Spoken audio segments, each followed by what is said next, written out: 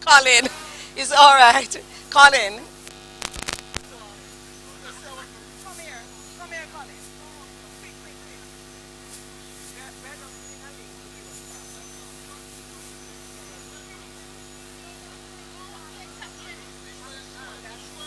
I tested a thing called teledramatic arts. And the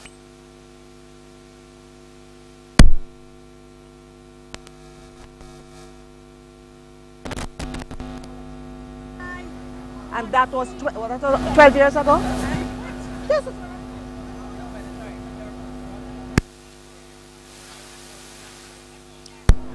Anybody can tell me if they're getting my audio? Put on your headset, tell me if they're getting my audio. Yeah, that will be better. I can control it better that way. They're hearing me? They're not hearing me.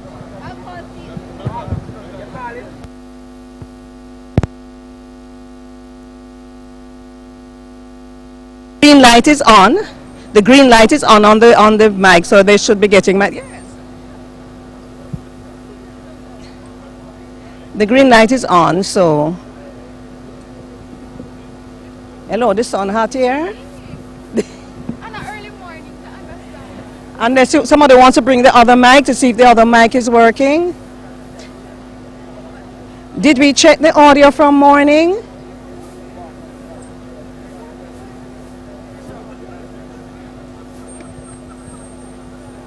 Can you hear? Can they hear me now? You are not hearing anything, and they weren't getting any audio from Heroes Park either.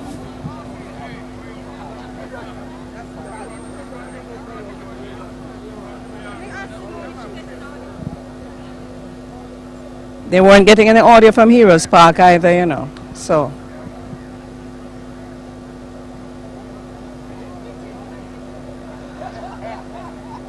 Nigel, warm to the audio. Audio, audio, audio. I'm talking, but there's no audio, and there was none from Heroes Park as well.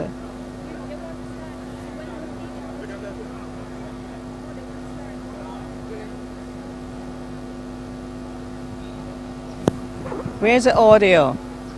Any word on the audio? Any word on the audio? Any any word on the audio?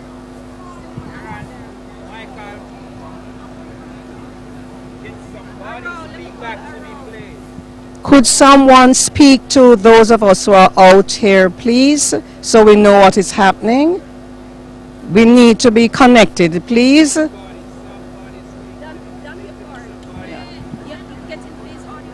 Are you getting my audio? Are you getting my audio, please?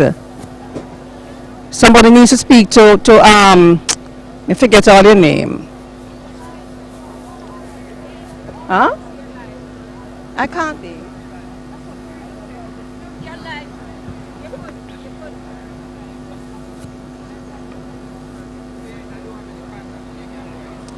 Well, good morning. If you're just joining us, you are looking at preparatory shots from King's House. But at this time, we had a very special event that took place at Heroes Park, and that was a wreath laying for the national heroes who have served Jamaica in a manner that has made us very, very proud. From that National Heroes wreath laying ceremony, the Governor General, the Prime Minister, and other dignitaries were there, and they will be returning from Heroes Park to King's House for the investiture ceremony and presentation of medals and awards. But now, these medals and awards, what are they? Here's a feature to give you an idea of how someone is nominated and what these medals and awards are all about.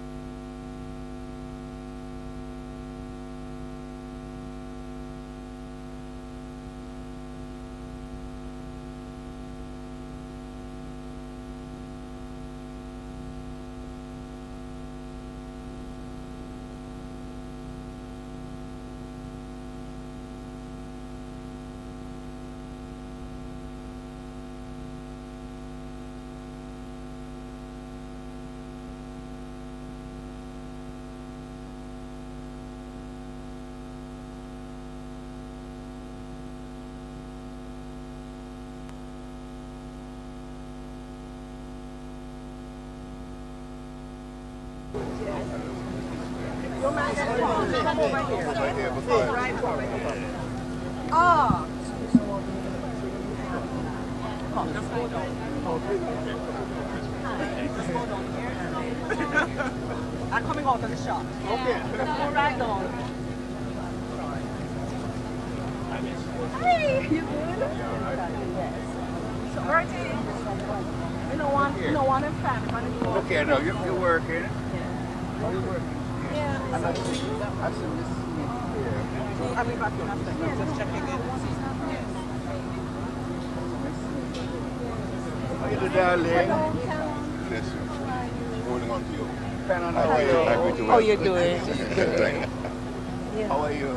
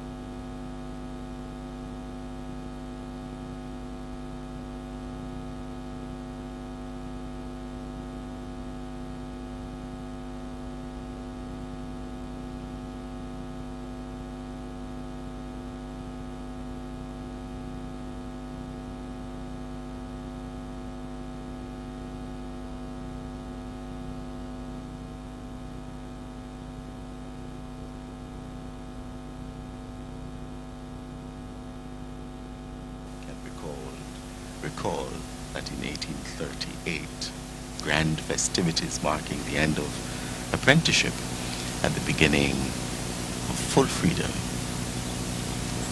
were held here at the National Heroes Park.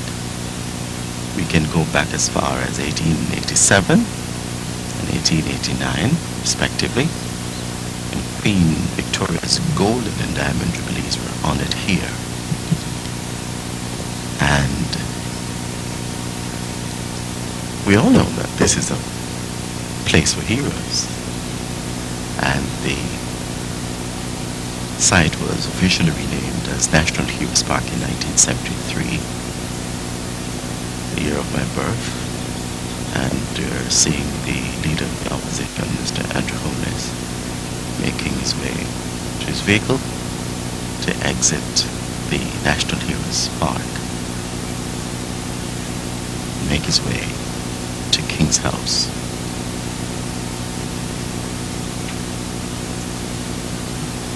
So the site was officially renamed the National Heroes Park in 1973 and is now a permanent place for honoring more heroes whose monuments are actually erected in an area known as the Shrine. Another section reserved for prime ministers and outstanding patrons adjoins the Shrine area to the north. And monuments are also erected to former prime ministers who are buried here. The most honorable Sir Donald Sangster. He was a Jamaican solicitor, politician, and the second prime minister of Jamaica.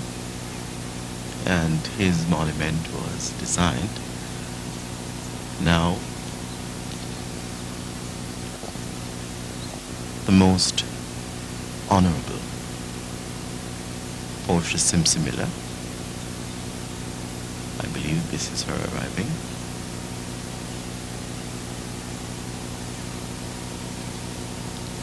No, that's Mr. Holness leaving the National Heroes Park.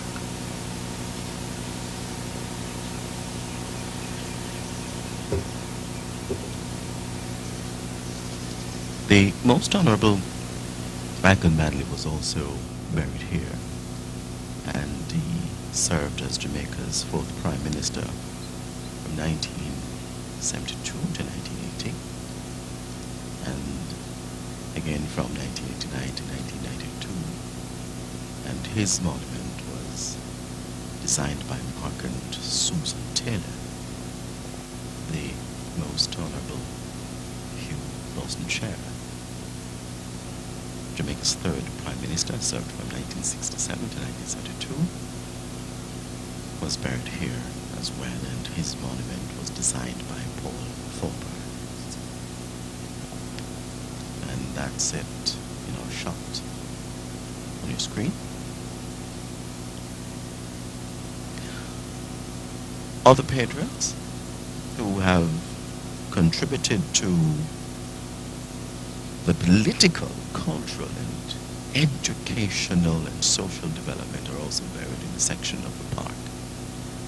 And these include Kenneth Hill, the journalist, Agnes McLaughlin, Odie, heroine of the 1938 labor struggle, Ranny Williams, folklorist, playwright, and comedian, Dennis Brown. We can recall that moment oh so well. The crown prince of reggae. Malaika Reynolds, many people may know him as Capo, referred to him as Capo, was a revivalist leader and artist. The Honorable Louise Bennett Copley, OMOJ, folklorist, poet, actress, political and social commentator. Eric Winston Copley, Odie, actor and impresario, and the Honorable Herbert Kendley, OMOJ, sportsman and administrator.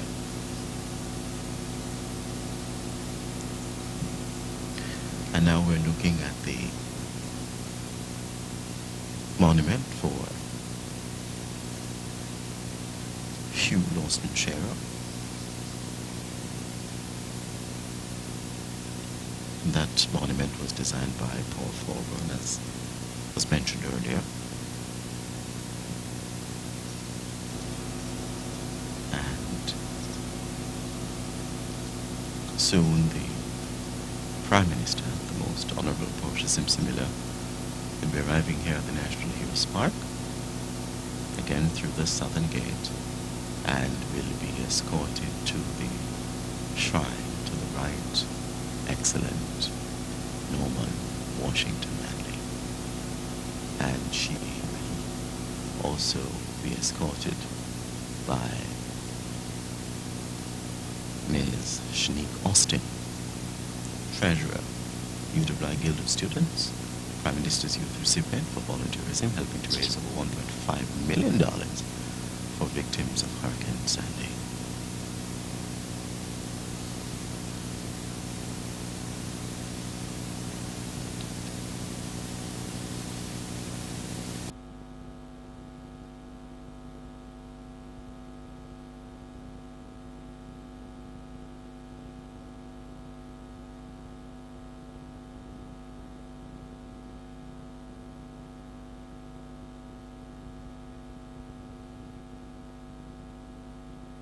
You all need to turn it up.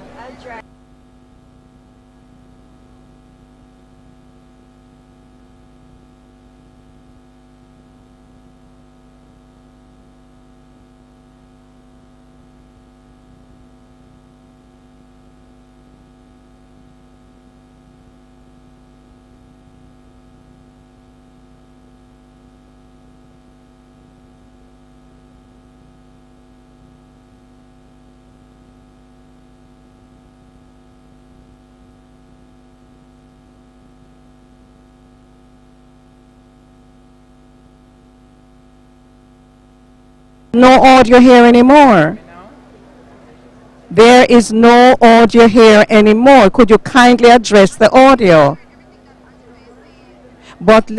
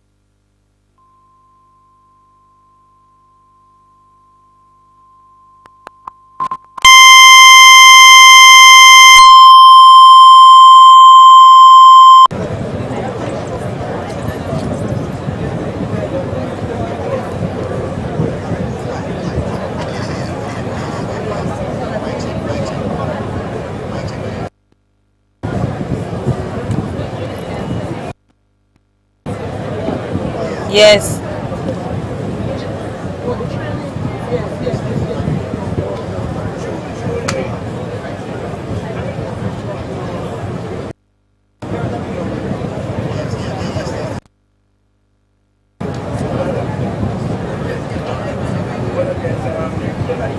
Oh, Jesus.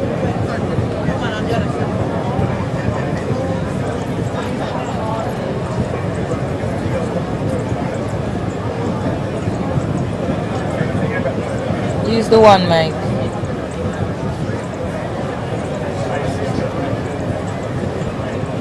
Exactly.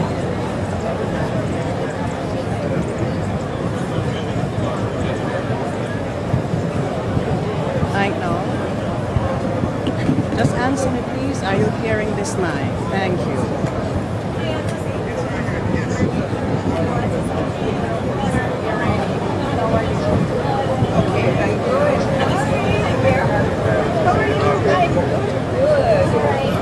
But you're in Canada. I just moved to Barbados like months ago, and I'm supposed to get somebody's name number.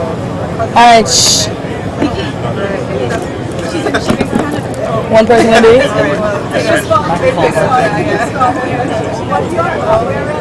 No, I'm here. Turn it off just in case it comes back in.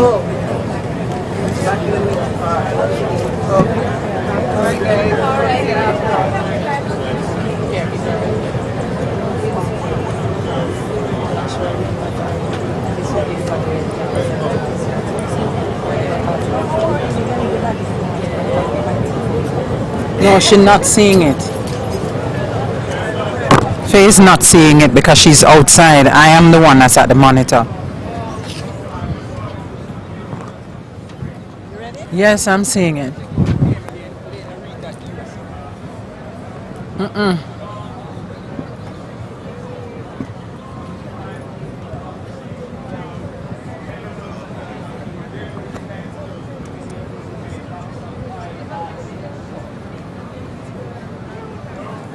Okay, if you want to come to me, you can. All right, since we've passed 8:40. Yes.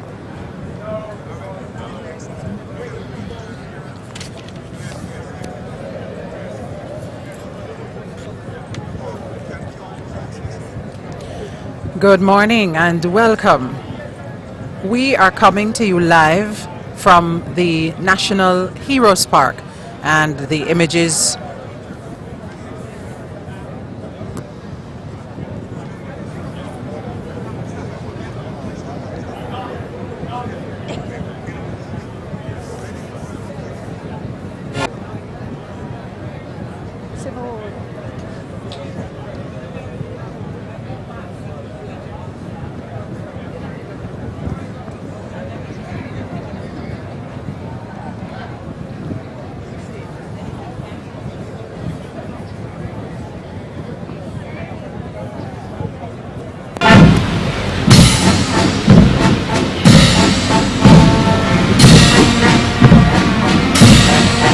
No, Stacy.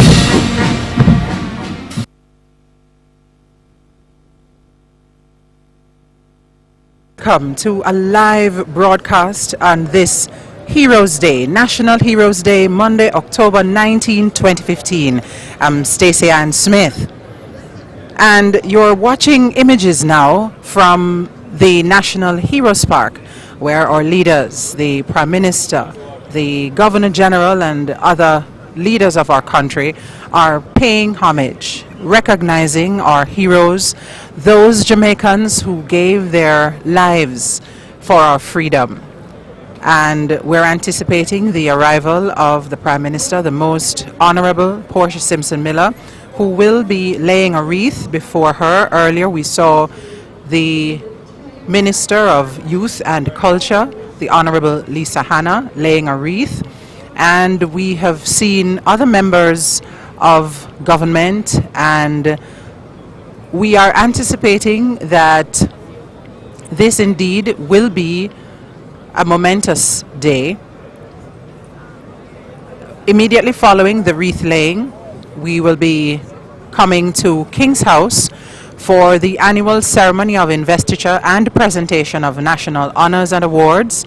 where 222 Jamaicans will be receiving honors for their contribution in a range of fields and disciplines. My name is Stacey Ann Smith, and we'll be joining Faye Ellington in just a moment.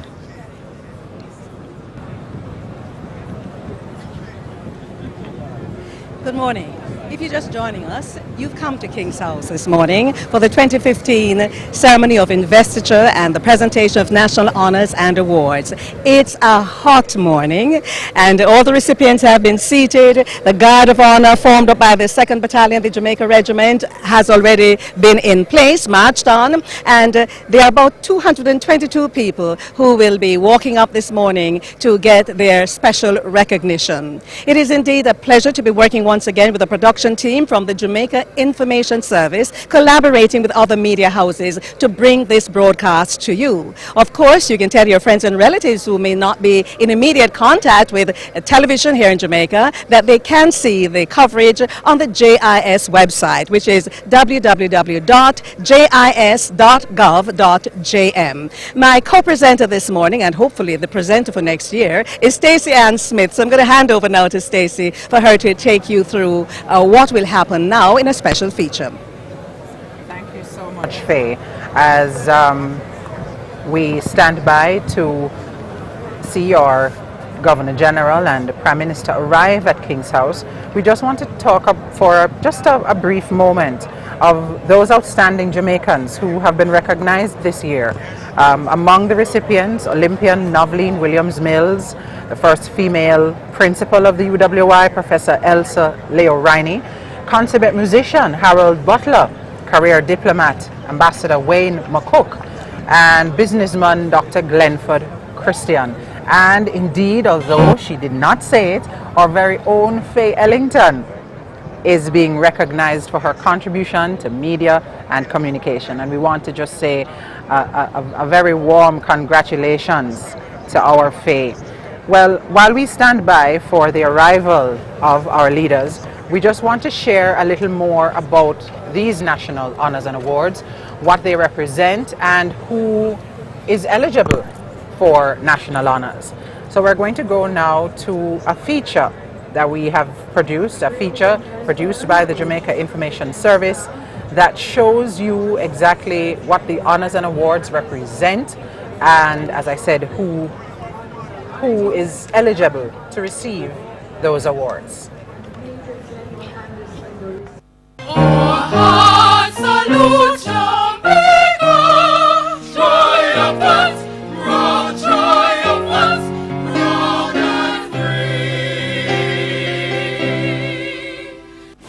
In just the first decade of its newly independent status, Jamaica conceived and created a program of national honors and awards. The system was created in 1969 with the passage of the National Honors and Awards Act in July of that year. The program was designed to recognize Jamaicans or foreign nationals who, by their service, had made a meaningful and significant contribution to national development. It was decided that formal recognition of service to Jamaica and its citizens would be done through the conferment of the 6 orders of the Societies of Honor and 2 national awards. The highest order is that of National Hero. That is granted extremely sparingly, may never be again, to people who have made an enormous contribution to the development potentially of Jamaica, to the freedom of people in the period during slavery and so on, and many of whom sadly paid with their lives. Persons given this honor are referred to as the Right Excellent and awarded the post-nominal title National Hero of Jamaica. The Order of the Nation comes next. This was instituted in 1973 during the first term of then Prime Minister Michael Manley. He wished that the Governors General would no longer be knighted by the Queen, and they wanted a special title, a special honor, in lieu of the Knighthood Grand Cross. And so this new Order of the Nation was created with its special title of Most Honourable prefix. And because knights' wives are termed lady, they wanted a counterpart, and so the Most Honourable went also to the spouse. The Order of the Nation is conferred upon Governors General and also to persons who have been appointed Prime Minister of Jamaica. Persons given this honor may attach the letters ON to their names. Created in 2003, the Order of Excellence, which follows next in ranked order, may be regarded as parallel or of similar weight to the Order of the Nation.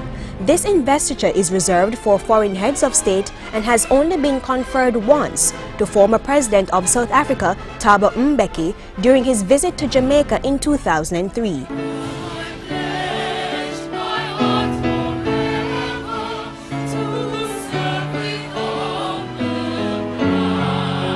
The third highest Jamaican order, the Order of Merit, is conferred upon persons who have achieved eminent international distinction in the fields of science, the arts, literature, or any other endeavor. It's awarded about every 5 years, if that. But most important, there's a limit to the number of living members, full members at any one time. And that, incidentally, is not an honor available on an honorary basis to foreigners. Membership in this order entitles the recipient to the pre-nominal style of the Right Honorable and to the post-nominal title Order of Merit or OM. Now on to the Order of Jamaica. Its motto reads, "For a covenant of the people," and this honor may be conferred on any Jamaican national or foreign citizen who has distinguished himself or herself in service to the country. That is perhaps the first of the more general honors where there isn't a specific restriction as in the ones higher, including National Hero. The Order of Distinction carries two ranks, officer and commander. Either rank is conferred on any citizen of Jamaica who renders outstanding and important services to the island in any field of endeavor. This ties in with its motto, distinction through service. Various badges and medals of honor are also presented to recognize excellence among the citizens of the nation. The Medal of Honor existed in the original system, and you had the Medal of Honor restricted entirely to uniformed services. These include police officers, members of the Jamaica Defense Force, fire service, and correctional officers. The others are Medal of Honor for Meritorious Service, and in the JDF Reserves, the Medal of Honor for Long Service and Good Conduct. There is also the Badge of Honor for Gallantry, and these three categories of award are also given to civilians by way of the Badge of Honor. The selected fields for this year's awards include medicine, religion, politics, the judiciary, and sports. Persons are also being recognized from the areas of science, the arts, philanthropy, community development, and public service.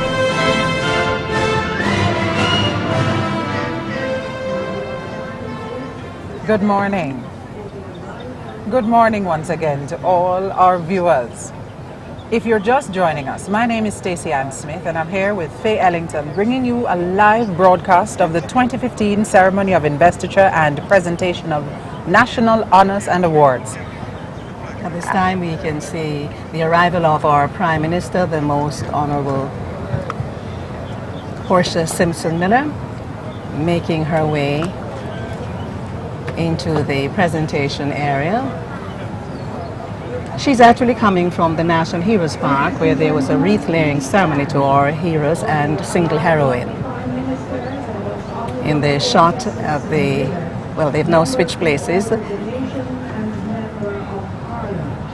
The Chief of Defense Staff is speaking to the Prime Minister, Major General Anthony Anderson, and now the Prime Minister's flag will be broken. As you can see, the cameras are on that, and the members of the Coast Guard. Right, here we go, signaling that the Prime Minister is now present and in the House. Chief of Defense Staff moves to the platform with her.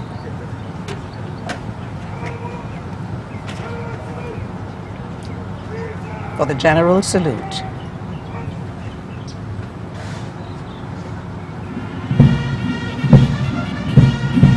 The Jamaica Regiment Band playing the Marianne as they give the general salute to our Prime Minister.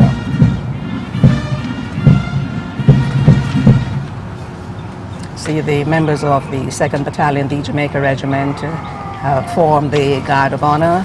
You can hear the Guard Commander, Major Sean Faulkner, giving his instructions. See the men and women in their dress suits. And of course, the Prime Minister is now being escorted to her seat as we prepare for the arrival of their excellencies at this time. It's a hot morning, Stacey. Indeed. Unbelievable. Yesterday we wondered if there might have been rain, and but there is no sign of that. Clear blue skies with a few fluffy clouds looking over the hills, but it is so warm. At a minute and a half, 2 minutes to 9, people are fanning frantically. And now we look at the two flags that are there. The broken one is that of the Prime Minister, and the one that is unbroken or not yet unfurled is the standard or flag of our Governor General, the Excellency, the Most Honorable Sir Patrick Allen. So the voice that you are hearing in the background, and when the function officially starts, you'll hear it more prominently, is that of the orator of the day, Erica Allen.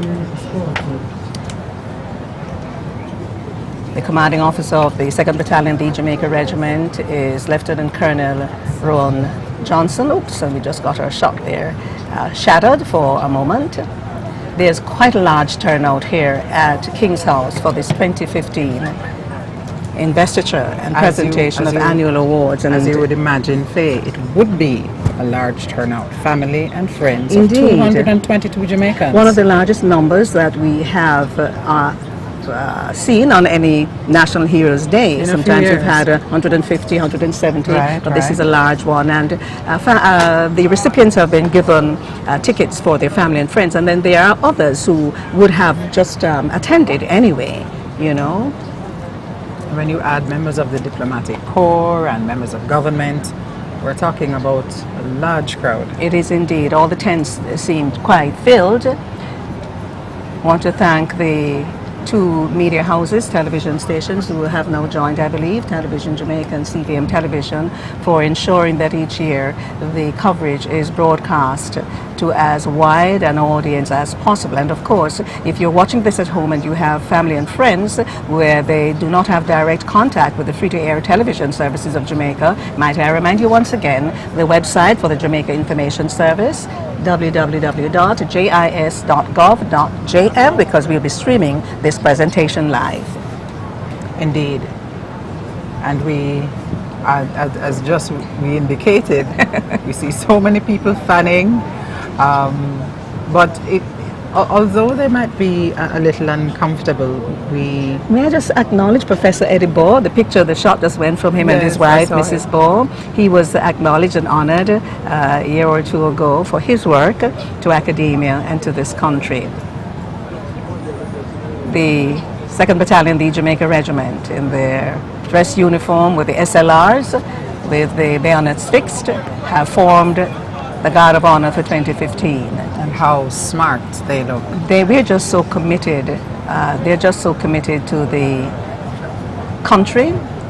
And now we see the arrival of our Governor General.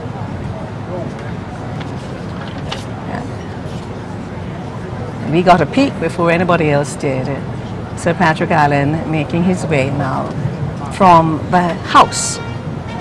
Hear the fanfare of the buglers.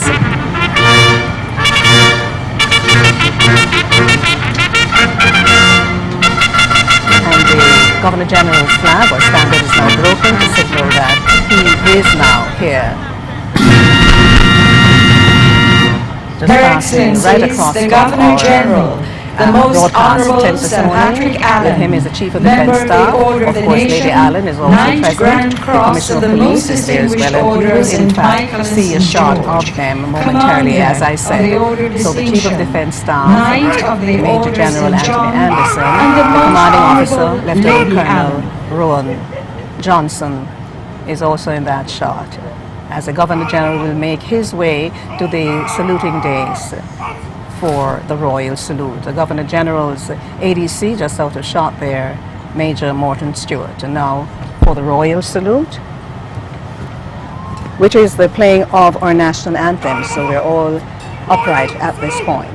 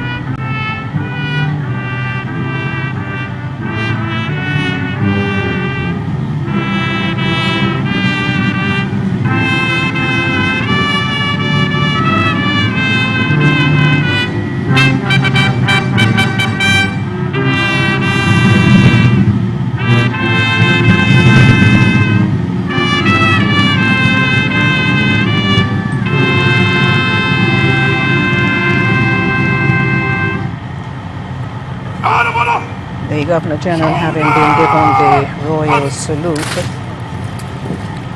will now be invited to inspect the Guard of Honor.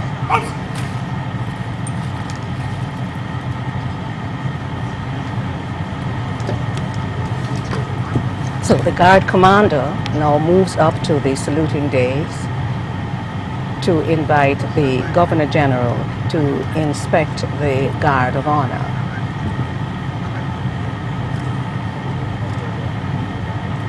And this is what he will now say immediately after kissing the sword.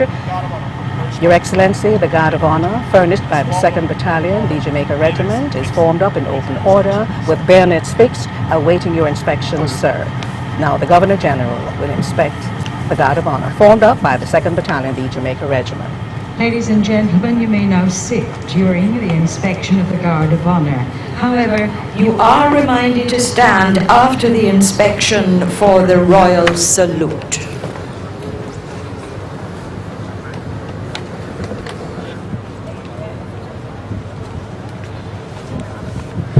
The inspection party consists of the Governor General, of course, the Chief of Defence Staff, the Commanding Officer, Lieutenant Colonel Ron Johnson, Guard Commander, Major Sean Faulkner, and the Governor General's ADC, Major Morton Stewart. Governor General looking rather relaxed this morning.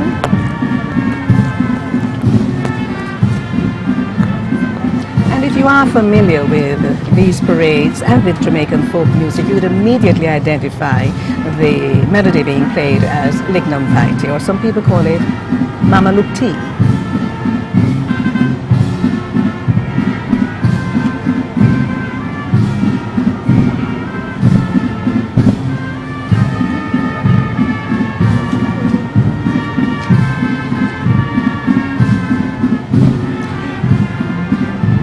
The soldiers of the 2nd Battalion Jamaica Regiment turned out in splendor and magnificence this morning as the Governor General moves down the columns.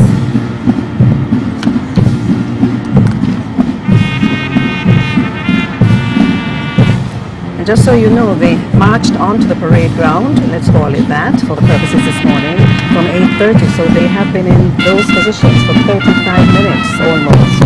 It's only because of their conditioning why they're able to do that. That is so important, you know, the discipline, the conditioning, as you said. And recently, just about 2 days or so ago, I saw a little vignette that the JDF had put up on YouTube, and that put it on Facebook and also on Twitter, just showing, they said their uniform has changed because the new camouflage has changed, but not their commitment. And now the playing of the national anthem once again.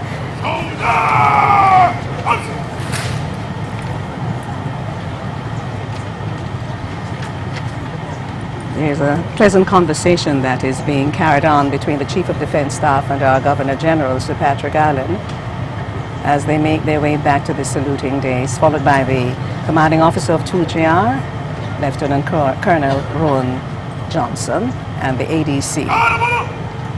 Royal salute! Reason!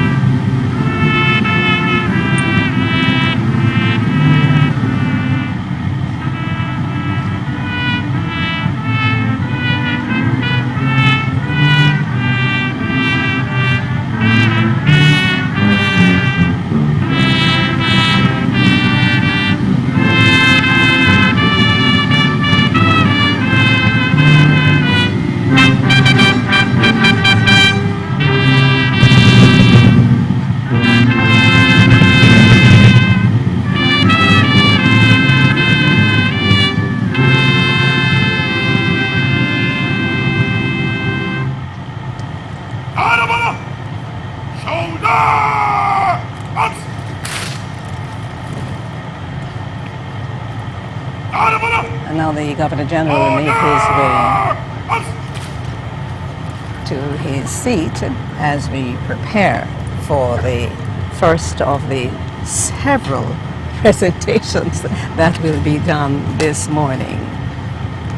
We'd like to acknowledge all those who are watching and listening in the diaspora, wherever you are. We want to say welcome. This is your homeland, and these events matter to you as much as they matter to those of us on the rock.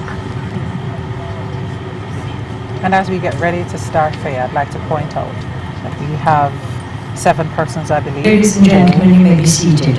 Will be given the Order of Jamaica, and there are more than 30, I believe, who will be receiving the Order of Distinction, and that's in the command that's class. in the commander class, and a little more than 40 will be receiving the Order of Distinction officer class.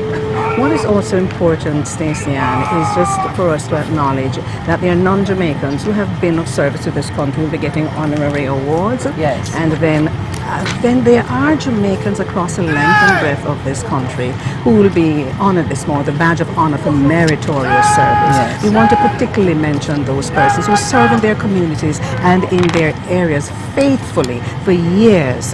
There's also, they've given so much for so long that we want to just acknowledge them and to say thanks to them on behalf of their communities. Indeed, and the badge of honor for gallantry, Faye. We have several persons, Dr. Bennett, for instance, whose actions was nothing short of heroic in saving a man, who had been attacked in his home.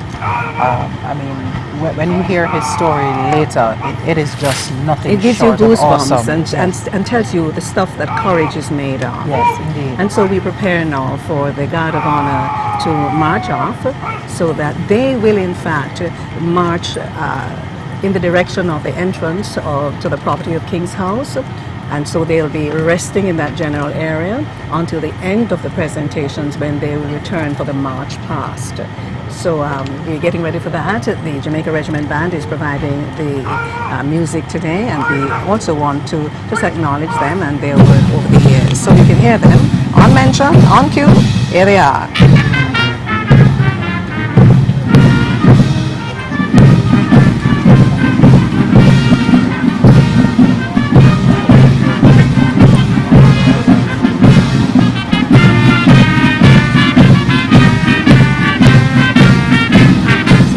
Regiment Band and the Corps of Drums of the 1st and 2nd Battalions. They are responsible for the music that we're hearing at this point. You can see the men and women, the musicians of the Jamaica Regiment Band and the Corps of Drums in the shots as we prepare now. The medal table is being put in place. There we go. And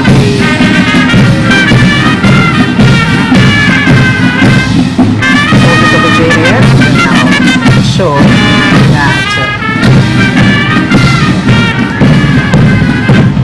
the presentation of these awards will take place in the order that they have been rehearsed.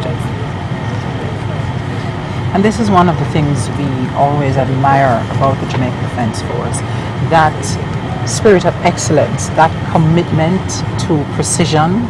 And we saw it in the rehearsals, because there are rehearsals, a technical rehearsal and then a dress rehearsal, where the program is run through and the awardees as well as other persons such as media are all made aware of what needs to happen. Well, it's much more than being made aware. Every year we're here on a Saturday for the entire rehearsal, because the Saturday before National Heroes Days, when this final rehearsal takes place, and then immediately after that there's fine-tuning that different sectors will have to do, and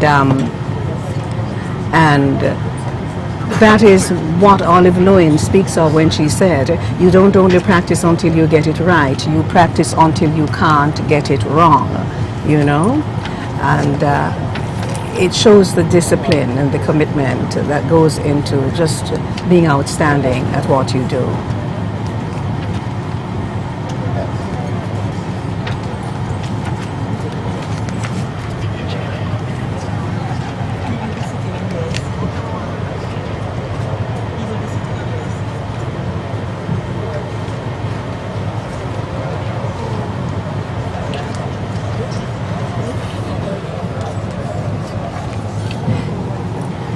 So we see the members of the band still in place as we get ready for the first presentation.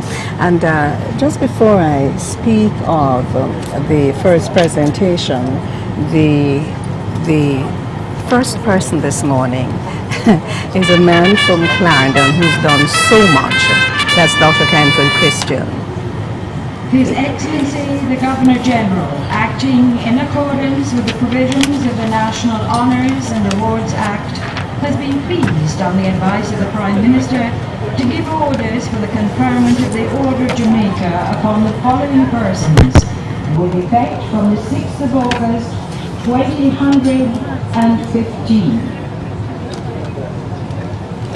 That was Orator Erica Allen advising of the procedure now for the presentation of National Honours and Awards. We see the Jamaica Regiment Band and Corps of Drums now making their way off the parade ground as we prepare for the first presentation. The Governor General is being escorted now to the presentation platform. There are people who've come from overseas to see their family members, Jamaicans who are patriots who are here. Erwin Clare I saw earlier on. He's coming, so we want to just say, hey, Erwin, glad that you could make it. And the recipients? As members of the Order of Jamaica, Dr. Glenford Christian, for invaluable contribution to the pharmaceutical industry. Dr. Christian's first profession is that of teacher. Dr. Christian rose from humble beginnings in Clarendon to become a giant in the pharmaceutical industry. His experience spans over 40 years working in the pharmaceutical and the very fast-moving consumer goods industries.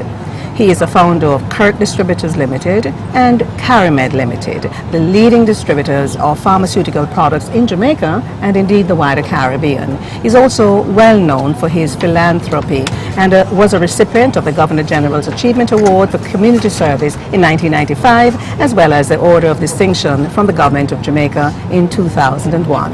Now, Dr. Glenford Christian, OD, the Honourable Dr. Glenford Christian, OJ. Ambassador Derek Roy Heaven.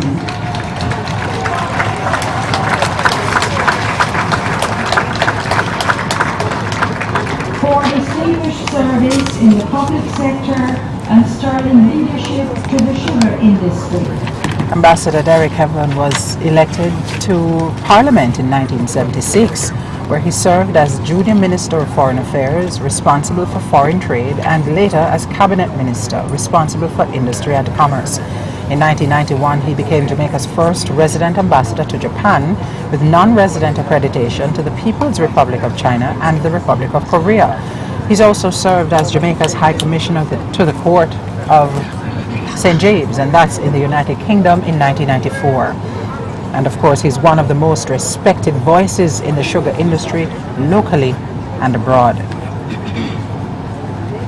Congratulations, Ambassador. Dr. Vincent Getchen Hosang.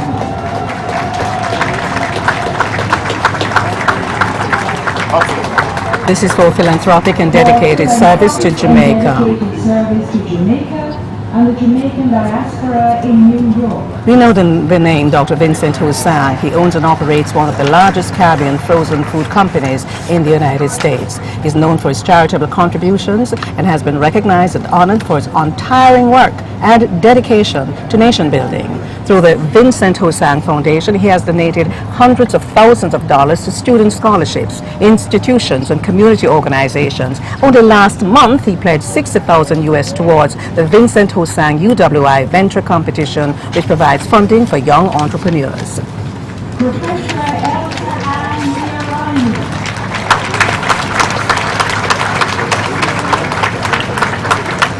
For outstanding contribution to academia. Professor Leah Riney, the first woman to become both Deputy Principal 1996 to 2002 and Principal 2006 to 2007 at the University of the West Indies, Mona.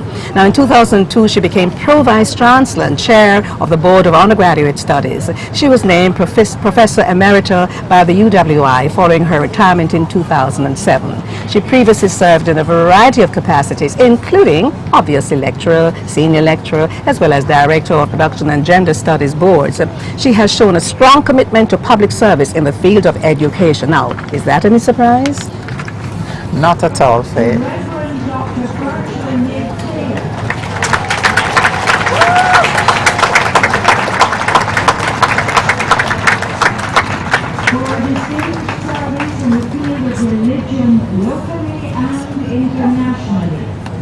Reverend Dr. Burchell Taylor has been a powerful pastor of the Bethel Baptist Church in Halfway Tree in St. Andrew since 1970. He's also a teacher, a scholar, and an advocate for social justice. He served as Baptist chaplain to the University of the West Indies, member of the Baptist World Alliance Commission on Ethics and Communication, and executive member of the Jamaica Council of Churches. He's also a part-time lecturer at the University Theological College of the West Indies. And in 2000, he was awarded the Order of Jamaica Commander Class, and we see him getting a well-deserved upgrade this morning, Faye. He's such an outstanding lecturer and such an intellect. I so admire this man, Reverend Dr. Burchell Nib Taylor, OJ. The Reverend Father Louis Letellier Brennan for distinguished service to religion, education, and voluntary service for more than 60 years.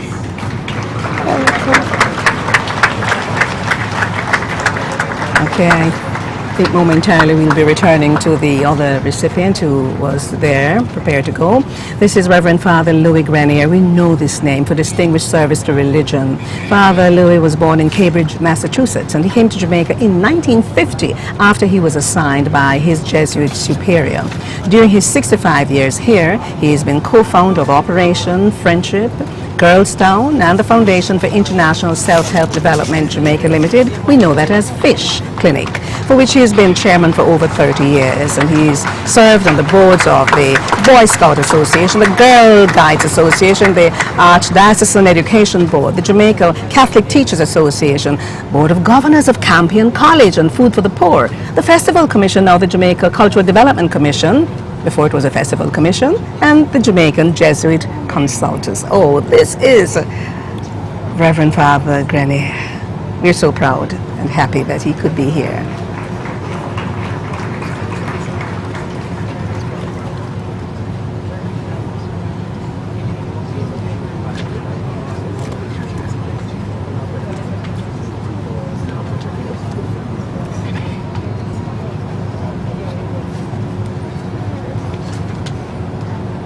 Mr. Kenneth John O'Brien for his sterling contribution to the telecommunications industry in Jamaica. Dennis O'Brien is an Irish entrepreneur who owns 94% of mobile phone network Digicel, which began its operations right here in Jamaica before expanding to the rest of the Caribbean, Central America, and the Pacific Islands.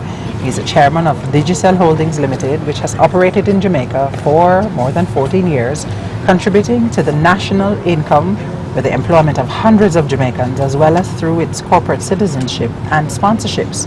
He was voted Ireland's Entrepreneur of the Year in 1998. This is Dennis O'Brien. I'm very happy that we are acknowledging him in this fashion. From the Digicel family, congratulations. Professor Graham Roger Surgeon for sterling contribution to sickle cell research in Jamaica and worldwide. You know the name Professor Graham Roger Sargent. It is synonymous with sickle cell research in Jamaica. Through his 37 years of work at the sickle cell unit at the University of the West Indies Mona campus, he's made such a difference in the lives of many of those afflicted with the disease. Well, he's a British medical researcher. He was appointed director of the MRC Epidemiology Research Unit at the UWI, where he studied relentlessly the sickle cell disease in Jamaica, setting up screening programs and long-term cohort studies. And you know, his work has addressed the variability of sickle cell disease with special emphasis on developing low-cost models of management. The Order of Distinction in the rank of Commander.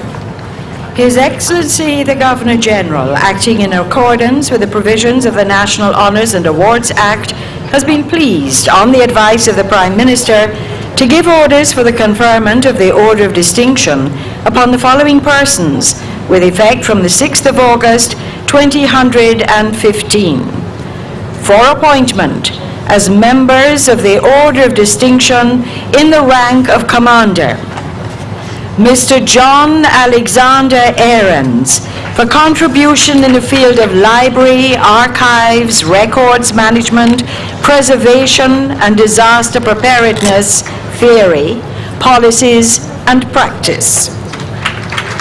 John Ahrens served as Executive Director of the National Library of Jamaica, Government Archivist of Jamaica, as well as Archivist for the University of the West Indies. He guided and engineered the development of the national information networks as well as the archival management of the country's official records. He served on many national and international regional boards as well, and was instrumental in the implementation of the Access to Information legislation in Jamaica. Mr. Gary Hugh Allen for outstanding service in the field of media and communications. Gary Allen is Managing Director of the RJR Group, where he took over leadership in October 2008. His career began as a freelance reporter at the Gleaner Company in 1987 before switching to broadcast journalism. He has extensive experience in local and international media, working at the Caribbean Broadcasting Union, the CBU, the Caribbean News Agency, and the Caribbean Media Corporation. Honorable Mr. Justice Roy Kirchman Anderson for distinguished service in the field of law and the judiciary. Now, Justice Anderson is a retired Supreme Court judge with 40 years of service to Jamaica and the Caribbean in both the private and public sectors. He was elevated to the bench of the Jamaican Supreme Court in 2001, the first judge to be directly recruited from the private bar. As a judge of the Revenue Court, he primarily heard cases involving tax issues. His extensive experience in commercial law, including revenue law and international trade and business law, led to his appointment as Supervisor of Insolvency in January this year. He's also a member of the Access to Information Appeal Tribunal. And the people of Portland and Titchfield say, aye, aye.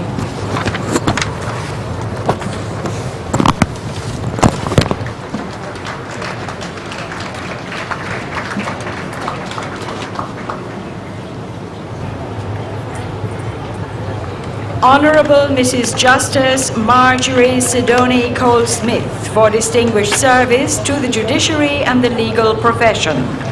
Justice Cole-Smith has had a distinguished legal career which began as clerk of courts in 1964. She rose through the ranks to be appointed senior resident magistrate in the year 2000 and a puisne judge in 2005.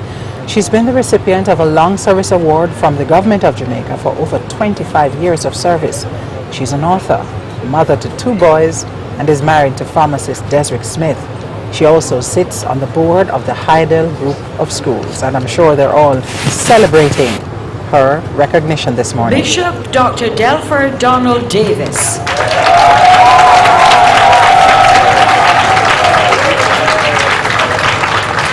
For exemplary service to religion and community service. And that rousing applause just gives an indication of the kind of impact that Bishop Davis has had on the lives of many people since he became a minister in 1977. He's a founder of the Power of Faith Ministries International, which has its headquarters in Portmore and ministers to thousands on a weekly basis. The church now has branches in the US, in Canada, and a mission in the UK as well. Dr. Conrad Gregory Cuthbert Douglas for his invaluable contribution nationally and internationally to the development of science and technology and for public service. Dr. Douglas is a career applied scientist and a process engineer. He is an international industrial development and environmental management consultant, and he's been doing that for more than 30 years. He has extensive experience nationally and internationally in the world's industrial and environmental management systems. He is a recipient of several awards for outstanding service to science and technology in Jamaica, and indeed for voluntary service. Colonel Desmond Theodore Edwards for outstanding service to the Jamaica Defence Force and national security. Colonel Desmond Edwards is head of the Major Organized Crime and Anti-Corruption Agency, MOCA. Before that appointment in 2014, Colonel Edwards had a distinguished career in the Jamaica Defence Force, where he was responsible for force policy on operations, training, intelligence, communications, information systems, civil-military relations, and publications. He was instrumental in the drafting of a national strategy to counter transnational crime, as well as to set up counter-narcotics and major crimes task force. Ms. Faye Audrey Ellington.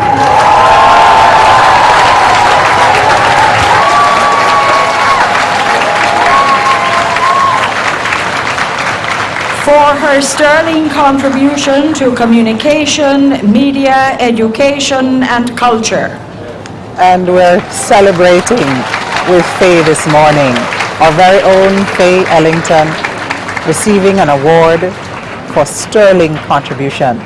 She's a broadcaster, an actress, lecturer, trainer, and speaking coach, and has been in media since 1971, although she doesn't look a day older than 30. Congratulations, Faye Audrey Ellington. Mrs. Patricia Ruby Francis, for service to Jamaica in the field of investment, promotion, and trade. Patricia Francis has more than 30 years' experience at the senior management level of the private sector, government, and international organizations. Mrs. Francis led the Geneva-based International Trade Center, the ITC, from 2006 to 2013. She served as president of the World Association of Investment Promotion Agencies for 4 years and was president of JAMPRO for more than 10 years. She's currently chair of Jamaica's Public Sector Transformation and Modernization Committee. Miss Olivia Atavia Babsy Grange.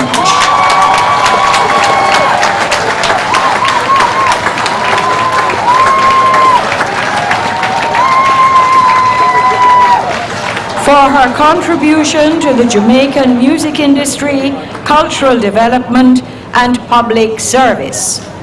Ms. Olivia Babsy Grange has made an outstanding contribution to Jamaica's public service and cultural development while serving as Minister of Government, Junior Minister, Senator, and Member of Parliament.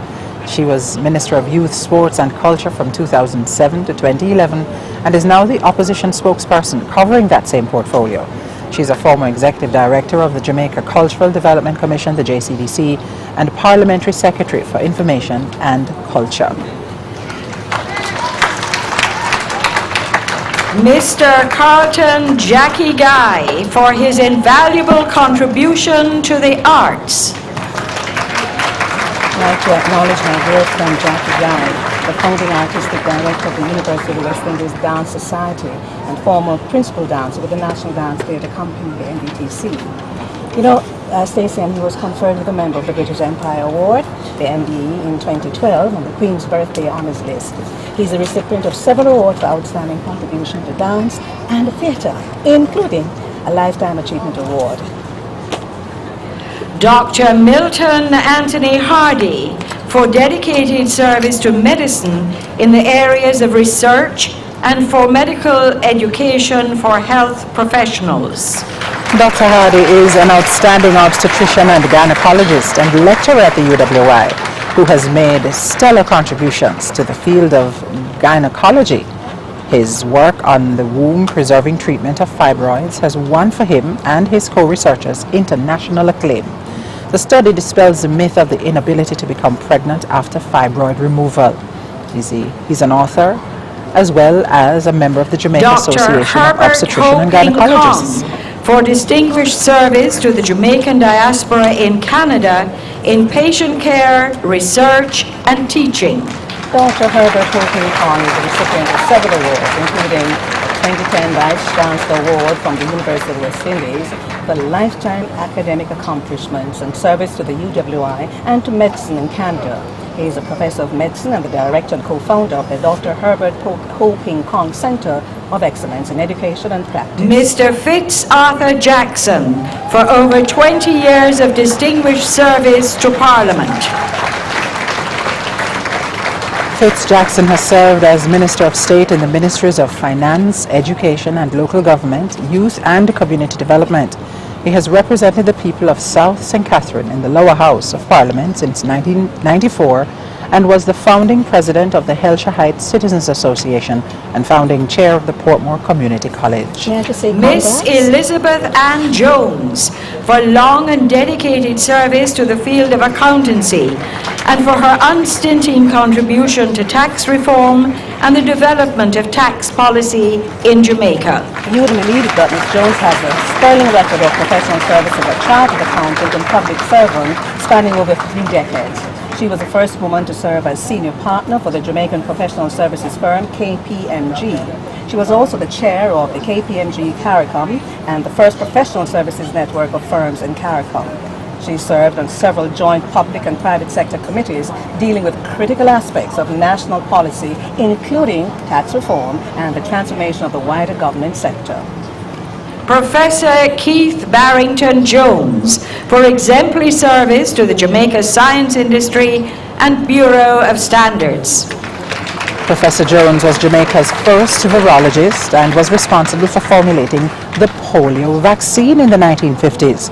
And that, of course, followed an outbreak of the disease here in Jamaica.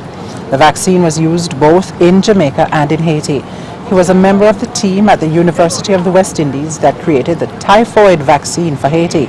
He was at the time chief lab superintendent at the government bacteriology and pathology lab, which is now called the National Public Health Lab. And you would imagine, Faye, that his impact has been astounding. Just looking at him as a youngster growing up, it was right. I was born in '53, so the polio outbreak was, in the news. And so this is the man. Yes, who made such a difference. Exactly. I just want to say congratulations, Professor Keith Barrington Jones, and thanks for all the work that you've done that helped so many families and individuals with polio and typhoid.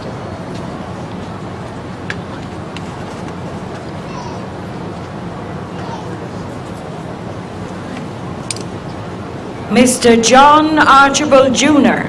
for service to the legal profession, Parliament and public service. John Jr. has served as Minister of Government, Junior Minister, Senator and Member of Parliament for Central Manchester. He was Minister of Health from 1998 to 2006, Minister of Tourism in the Office of the Prime Minister from 1985 to 1997, Minister of Local Government, Youth and Sports 1993 to 1995. He was also State Minister in the Ministries of Construction and Housing and Finance and Planning. He was also a key figure in the establishment of the Child Development Agency and the Mr. Gladstone Lloyd Loars for invaluable service to the public and private sectors. Mr. Loars is a former partner with PricewaterhouseCoopers, where he was a leader for the advisory division of the firm. He has over 30 years' experience in consulting, specializing in organizational development, institutional strengthening, strategy facilitation and formulation, human resource management and corporate governance. And he was one of the 7 founding commissioners of the Financial Services Commission, Faye. Reverend Stottrell George Lowe for outstanding contribution in the fields of religion, education and community service. The Reverend Mr. Lowe has been a Minister of Religion since 1960, serving first in the Disciples of Christ in Jamaica, then the United Church of Jamaica and the Cayman Islands, following a union of the 2 churches in 1992. He's also served as an executive member of the Jamaica Council of Churches, a co-founder of the Torrington United Church Basic School. The Reverend Mr. Lowe has also been a teacher and lecturer for over 40 years in the fields of religion, ethics, and history at the Ambassador Proban Vivian Marsh for outstanding service to Jamaica in international relations. Now, this gentleman you see here, Faye, is 86 years old and has represented Jamaica on numerous foreign missions between 1962 and 1990. He was first secretary to the Permanent Mission of Jamaica to the United Nations in Geneva and Permanent Mission to the UN in the USA, ambassador to France, Switzerland and UNESCO.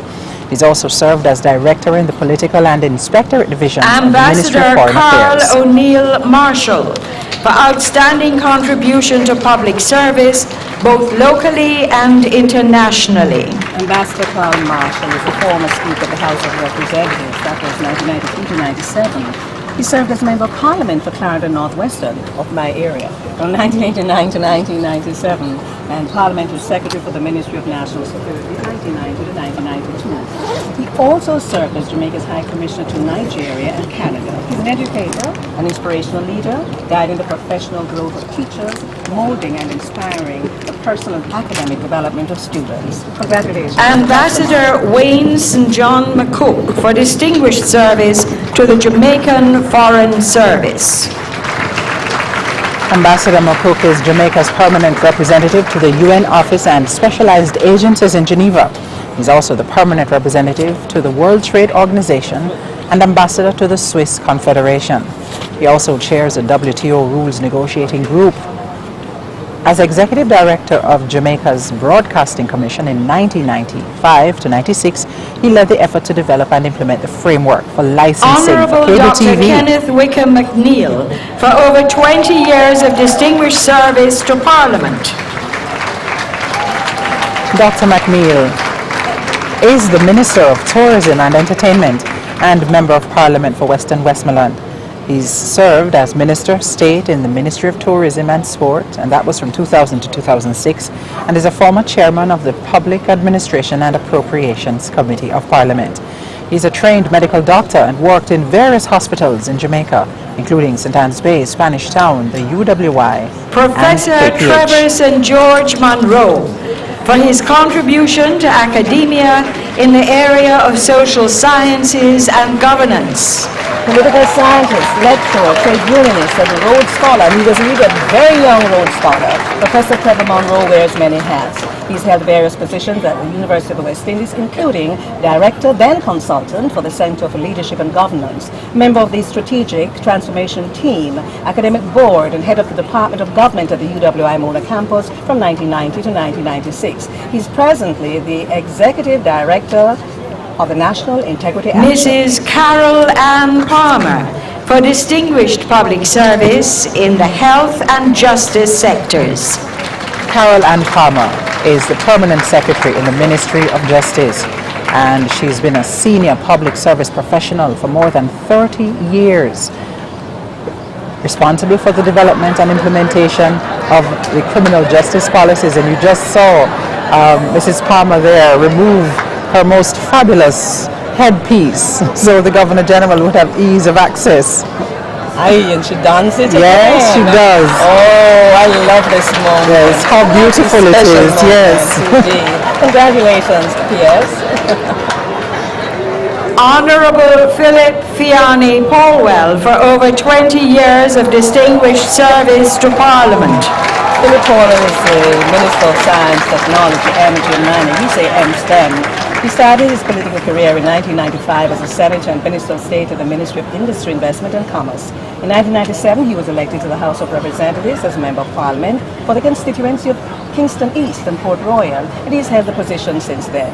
He also served as Minister of Commerce, Science and Technology between 2000 and 2007. He worked with the Fair Trading Commission, yes, as the Executive Director and Head of the Trade Board 1991 to 1993. Mr. Jean Hendricks Pearson for invaluable contribution to the arts, in particular pottery. Jean Hendricks Pearson is a celebrated ceramist and sculptor. He attended the Jamaica School of Art, which is now called the Edna Manley College of the Visual and Performing Arts, where he studied under Jamaica's master potter, the great Cecil Baugh. He was one of the school's first graduates with a diploma in ceramics in 1965. Mr. Milverton Macaulay Reynolds for outstanding leadership in the development of housing in Jamaica.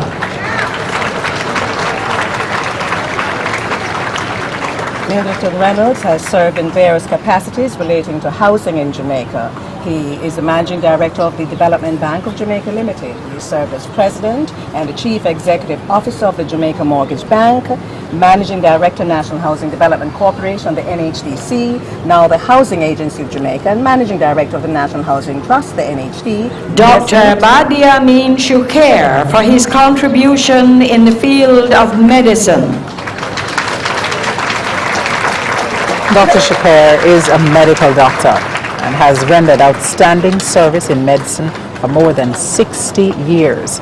And at the ripe old age of 96 he's still practicing medicine. He's my friend's family doctor. They're here, Rudy and Hermin Daly. He delivered their daughter. This man has done so much. He's become known as God bless among persons in the Barbican Circle and Lower Russell Heights because of his willingness to look after patients regardless of their socio-economic background and ability to pay. He's received several awards, and here he is this morning, and we're so pleased and honored. This is Dr. Shakir.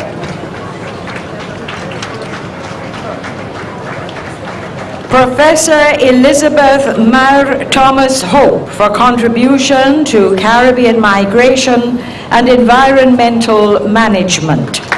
Professor Thomas Hope has made an outstanding contribution to the field of Caribbean migration and the diaspora, both to academia and to policy.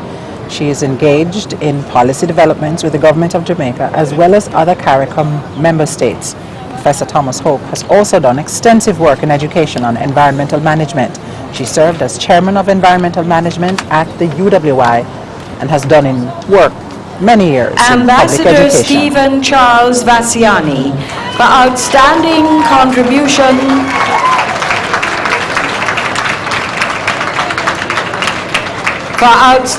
contribution to the fields of education, law, and international relations. Ambassador Stephen Vassiani was Jamaica's ambassador to the United States of America from 2012 to 2015. He stepped down from that position to return to academia.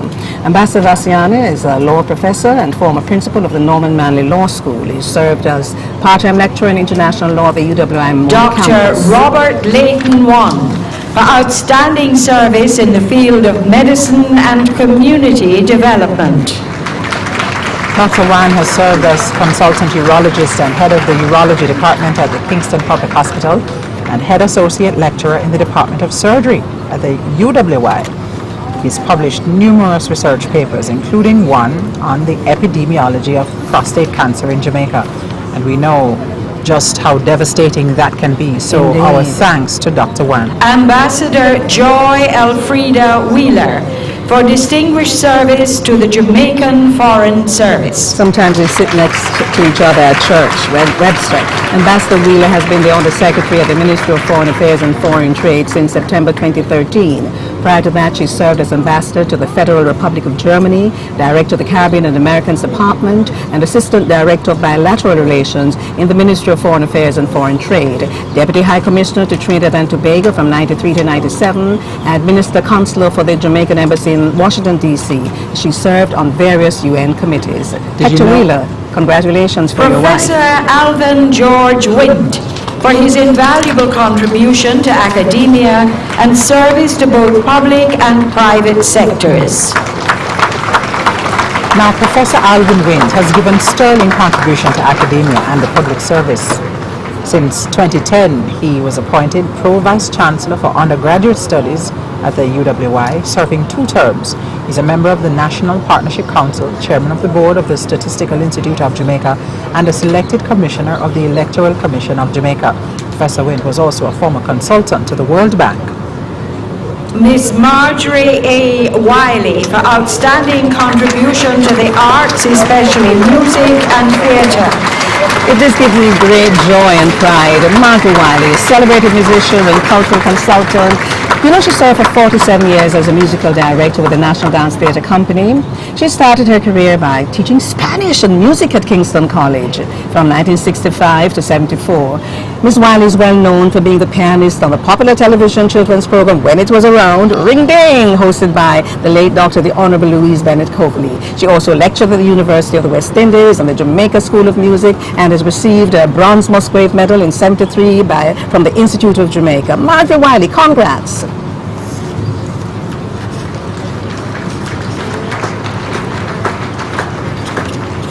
Dr. Carl McKay Williams for outstanding service to the Jamaica Constabulary Force. Jamaica's 28th Commissioner of Police, Dr. Carl Williams, joined the Jamaica Constabulary Force in 1984 at the age of 20. He formed the Major Organized Crime and Anti-Corruption Task Force, MOCA, and developed the Anti-Lottery Scam Task Force. He has published papers on crime in Jamaica, most notably Consequences of the War on Drugs, Jamaican Experience. Congratulations, Police Commissioner. Professor Anthony Michael Hugh Clayton for his contribution to academia and sustainable development in the Caribbean. Here we go. Professor Clayton is a professor of Caribbean Sustainable Development at the University of the West Indies and one of the most distinguished academics in the Caribbean. You know, he served as principal advisor to 2 World Summits, many governments and international development agencies. He has a worldwide reputation for his work on foresighting and strategic planning. He's from the United Kingdom, but he's been living in Jamaica for 20 years, and we welcome this soft-spoken, caring, wonderful gentleman, Professor Clayton. Professor Cyril Keith Thomas Fletcher for his contribution to the medical profession. Professor Fletcher was actually born in St. George's, Grenada, Faye, but came to Jamaica in 1963 to attend medical school at the UWI. And as many others have done, never left. He graduated in 1969 and returned to Jamaica after leaving for a short while. And for over the past 50 years, he's taught anatomy at the UWI and for 6 years at the University of Technology. He was also part of the St. John Ambulance Brigade, serving as commissioner up until his retirement in 2001. And the St. John Ambulance Brigade, they play such a very important role. Thank you, Professor Cyril Fletcher, for all you've done. If you're just tuning in, it's the 2015 Ceremony of Investiture and Presentation of National Honours and Awards. You see how sprightly the Governor General is? Indeed. You know he walks every morning or most mornings. So I hear. Yes, and it's not a flat walk, I can tell you that. Thank you for joining, and if you're watching on the JIS website, we thank you. We want to thank TVJ and CVM for also carrying this very important presentation. We're preparing now for music, and this time it'll be coming from yet another outstanding Jamaica, Mrs. Paulette Bellamy, OD. You're going to be hearing quite a bit from our orator about Paulette Bellamy, but I could fill you in just now. She has been working in music for most of her life. She was invited to play in the Jamaica Philharmonic Orchestra at the age of 14. But an interesting story is that herself and her dear friend, Dr. Carol Ball, started out when they were something like 6 years old, playing together, and they have supported each other in the musical profession for so many years. Yes. We want to thank the markers of the JDF who've been standing there for the entire time that the recipients for the Order of was Jamaica invited to play in the Commander Jamaica Philharmonic Orchestra at the age of 14. Her gold medal performances in the Jamaica Festival spanned several years and inspired the formation of Touch of Elegance, a blend of keyboard and strings played by accomplished versatile instrumentalists. The ensemble has shared its extensive repertoire locally and internationally over the past 35 years and has received several awards as the best instrumental ensemble. Paulette Bellamy has taught music for the past 45 years, and many of her students have become some of Jamaica's leading performers. Others have been inspired to pursue careers as music teachers. In 2009, Paulette received the Order of Distinction from the Government of Jamaica in recognition of her dedicated and valuable contribution to the field of music.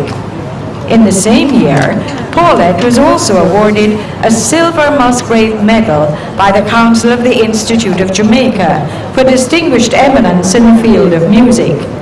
The Bureau of Women's Affairs awarded Paulette for her outstanding contribution in classical music.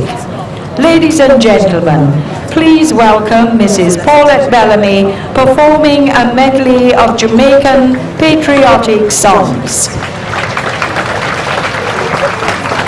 And now, the violinist of all time in Jamaica. She's taught so many, like John Williams and his son and so many others. Here she goes.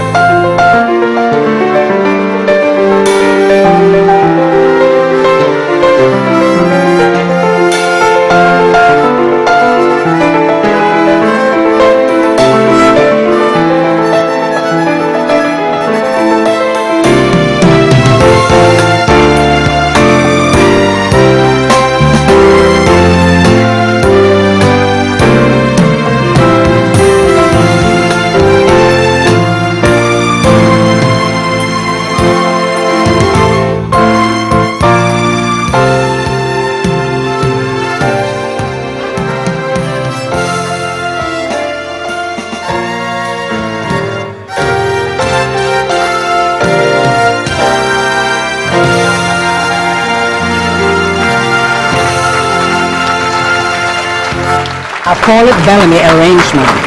Masterfully done. Ladies and gentlemen, Mrs. Paulette Bellamy. And I recall, Faye, as a child going to the Dunrobin Primary School, having our music teacher, Lilith Sewell, teach us that piece. I was in the choir.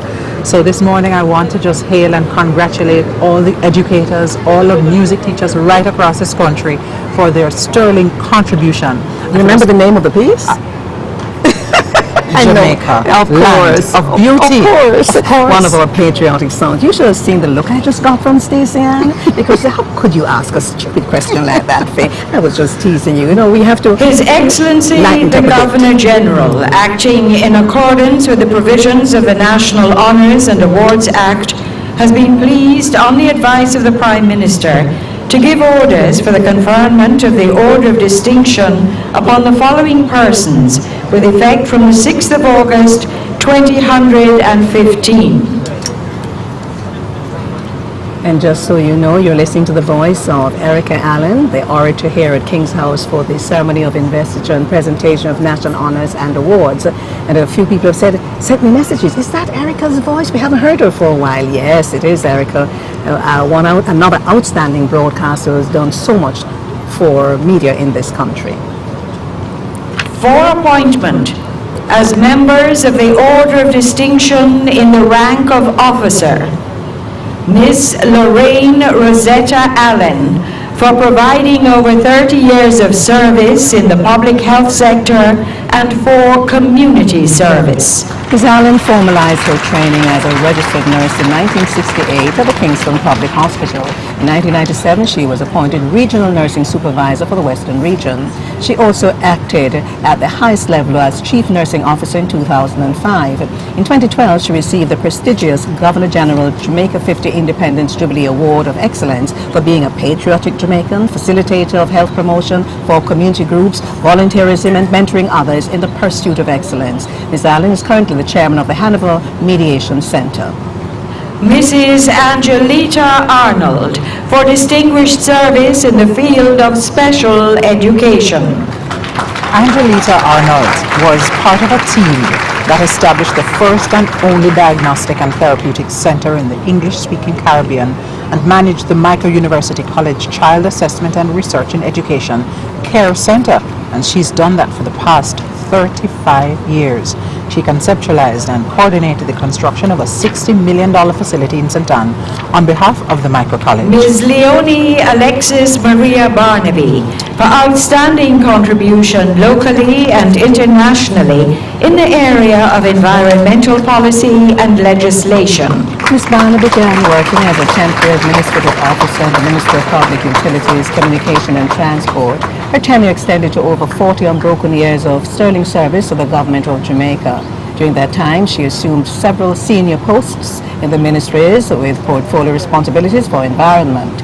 Ms. Barnaby played a pivotal role in the developing key environmental legislation, including the Natural Resources Conservation Authority. Dr. Audley Hamilton Betton, for dedicated service to the field of family medicine. A Monroe College old boy, Dr. Betton, has given devoted service to the field of family medicine for over 37 years. He was a radio doctor for a number of years on the Jamaica Broadcasting Corporation, which used to be 9:30, I think it was, for half an hour. So we want to thank him for that. He completed studies at the University of the West Indies in 73 and started his private practice in 78. Mr. Ronald Stafford Burke, for his invaluable promotion in the reggae music industry, in particular, Reggae Sunsplash. Now, Ronald Burke started his working career with the Bank of Jamaica, leaving after a few years to be trained as a life underwriter at North American Life, which later became Life of Jamaica. But his belief in the power of Jamaican music propelled him in 1974 to start Micron Music Limited, a company dedicated to the distribution and development of reggae music. Mr. Harold Clark Butler, for his significant contribution to Jamaican music and the development of the careers of various artists. Can I tell you how pleased I am to read this? Mr. Butler, Harold, is one of Jamaica's finest pianists composers, music arrangers, and artists. He provided backing music to stars such as Beres Hammond, Cynthia Schloss, Pam Hall, and many other Jamaicans. He wrote the score for The Children of Babylon, that film done by Lenny Littlewhite, and various other albums, including the popular The Butler Did It. And today, Harold, you did it. One step ahead. Life is a rainbow. Mr. Dennis Melbourne Clark, for his outstanding contribution to education and agriculture. Now, Dennis Clark, at the age of 17, entered the teaching profession, and since then, he's taught at several schools, including Karen Hall, All Age, Guys Hill Secondary, and St. Mary High. He was principal at the St. Thomas Technical High School from 1992 to 1999, senior lecturer at the Micro University College, and education officer with the Ministry of Educational's Technical Mrs. Vocational Cynthia Unit. Pamela Cook, for distinguished service to education. Mrs. Cynthia Pamela Cook attained her tertiary education at the University of the West Indies and received a certificate in medical technology at the UWI, MSc Education, and the University of Leeds. She has a diploma in project management. She taught mathematics at Camperdown for many years and authored 2 textbooks and served as a member of the Mathematics Association of Jamaica's executive for many years. Leroy and Ruel and your extended family say congratulations. Mr. Brian J. Denning, for his invaluable contribution to Jamaica's tax reform program. For over 20 years, Mr. Denning has provided expert advice on taxation through his work at PricewaterhouseCoopers in Ireland and in Jamaica. Mr. Denning has been deeply involved in Jamaica's tax reform process in his capacity as a member of the National Planning Summit Committee on Tax Reform. He is an author and currently a partner of tax services at PricewaterhouseCoopers in Jamaica.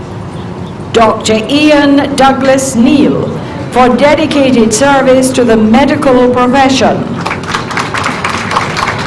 Dr. Neal is an orthopedic surgeon in charge of the orthopedics department at the Kingston Public Hospital. He's given over 30 years of dedicated service to the KPH, specializing in the field of spinal surgery. With the assistance of Scotiabank Foundation in 2006, he has performed numerous surgeries on children presenting with scoliosis. That means they have the curvature of the spine.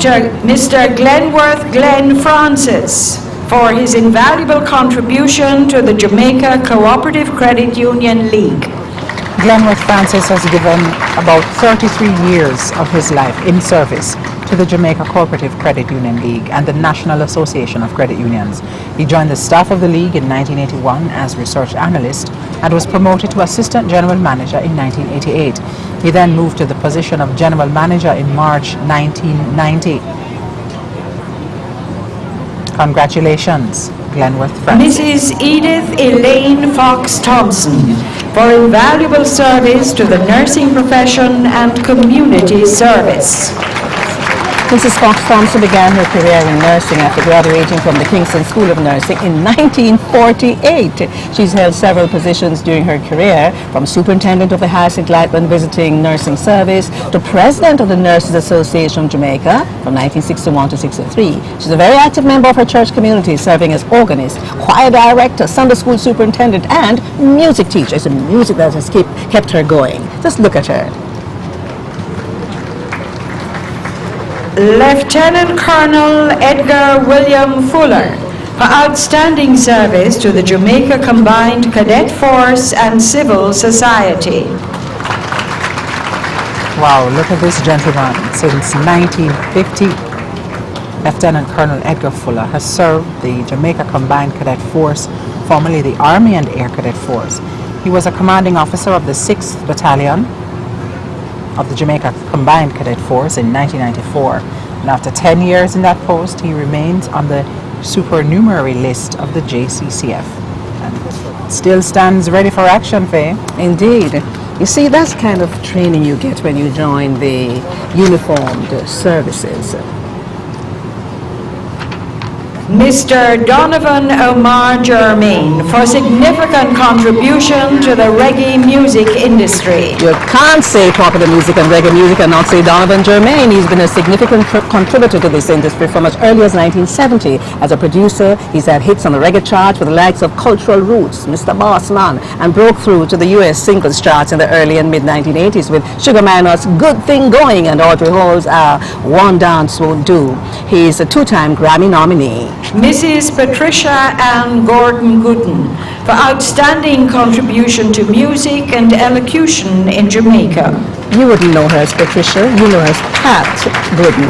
Born in Aberdeen, Scotland in 1940, Pat came to Jamaica in 1966 as an accomplished singer, having worked in Europe and done performances for BBC. She co-hosted the Colgate Cavity Fighters Club on RJR with the late Neville Willoughby and continued after he had passed. This she did for 26 years. As a teacher, she taught at Alpha and Hydale High Schools and lectured at the Edna Manley College of the Visual and Performing Arts. Pat Gooden. Senator Norman Washington Grant for outstanding contribution to the development of Jamaica's agricultural industry. Now, if you think the JAS, the Jamaica Agricultural Society, you think Senator Norman Grant, and he's the current president, has been president for more than one terms before, and successfully organizes the Denby Agricultural Show. And he's been doing that for many, many years. He's also the chief executive officer at the Mavis Bank Coffee Factory, which produces some of Jamaica's finest coffee. Dr. Anthony Michael Greenaway for outstanding contribution to academia, in particular research. Dr. Greenaway has given more than 35 years of service to Jamaica and the University of the West Indies as a researcher and educator. He's recognized in Jamaica, the recognized authority in the field of industrial research, particularly in the bauxite alumina industry. Mr. Greenaway has investigated and documented the condition of many rivers and the coastal areas in Jamaica, including the Kingston Harbor. Mr. George Michael Michael Henry. Michael, born Michael George Henry in Kingston, Jamaica, 1943. For outstanding contribution to Jamaican music. He grew up in the Rastafarian community in St. Mary. He was taught drumming for a very young age, and it wasn't long before he could outplay the very teachers who had instructed him. The young Ras was fascinated and inspired by this music and formed his own group of drummers, the Sons of Negus. You know, Ras Michael and the Sons of Negus. Maybe we should just have a Nabingi right here now. Anyway, he worked with the likes of Bob Marley, Peter Tosh, the Wailers, Burning Spear, Roberta Flack, Stevie Wonder, and Billy Paul. Yeah. Mrs. Olive Rose Henry for invaluable contribution to public service and voluntary social services. Olive Henry is described as a woman of dignity, dedication, and integrity, who is fiercely committed to the improvement of the society. As a volunteer, Mrs. Henry served as a board member of the Citizens Advice Bureau from 1989. She also served on the Constant Spring Consultative Committee and the Governor General Achievement Awards Committee. May I also say she's my church sister? Faye, half of these people There are go about to your 7 or church. 8 of us. Yes, we're being Mr. acknowledged today. Aston Douglas Hobbins for his invaluable contribution to the gasoline retailers industry. Oh yes, the Hobbins people sojourned in the sector started in 1950 in the sales and personal department of the Shell Company Limited. In 1956 he operated the Oxford Road service station. Since then he has worked in different capacities within the industry and was one of the founding members of the United Gasoline Retailers Limited in 1967. Mr. Hobbins, we are so happy and proud that you're being acknowledged today. Your family sends their congratulations. Church brother. Mr. Winston George Holness for over But his 40 daughters went to years school. of outstanding contribution to Jamaica's music industry. Winston George Holness started out as a singer in the 1960s and had a big British hit. Do you know what that hit was called, Faye? Blood and Fire. That's right, in 1970. But guess what? He gave up his singing career and launched into production with the Observer label. He's earned a reputation as being one of reggae's top producers by nurturing the careers of artists like Dennis Brown. Mr. Ralston Gifford Hyman for outstanding contribution to journalism. Congratulations, Ralston. He's been working in the field of financial editors with over 27 years experience. He has extensive local and international experience in macro and microeconomics, particularly the workings of the multilateral agencies such as the International Monetary Fund and the World Bank, the Inter-American Development Bank, the European Union, the World Trade Organization. He, at this moment, the executive producer, host and senior development consultant at Power 106. Mr. Patrick Athol Jolly for outstanding contribution to public service, philanthropy, and community service in Jamaica and the diaspora. There are many Jamaicans living here and abroad who have benefited significantly from Patrick Jolly's philanthropic efforts. Over the years, Mr. Jolly, along with Tower Isles Frozen Foods in Brooklyn, New York, have been supporting numerous charitable organizations within Jamaica and the tri-state area in the United States. Organizations that have benefited from his generosity include the Mustard Seed Communities, the Maxfield Park Children's Home, and the Jamaica Alumni Associations in New York. Mrs. Joy Glades-Keane for sterling contribution to the teaching profession and for community service. This lady has given over 37 years of unwavering service to education. Joy Glades-Keane taught at the Salt Spring All-Age School from 70 to 71, the Rose Hall All-Age School from 71 to 73, Bethlehem Practicing School from 73 to 92, and served as principal of the Morningside Primary School, you know that's over in St. Elizabeth, from 1992 to 2007. She's actively involved in her church and community and has received several awards and recognition for her dedicated service. Congratulations, Mrs. Keane. Superintendent A. Reuben Hezekiah Kelly for his exceptional and dedicated service to the development of correctional services. Superintendent Kelly has served the Department of Correctional Services for about 37 years. He moved up through the ranks, starting out as a corporal, and has been providing outstanding leadership to his fellow colleagues, while making significant contribution to the rehabilitation of inmates, particularly those at the St. Catherine Adult Correctional Center.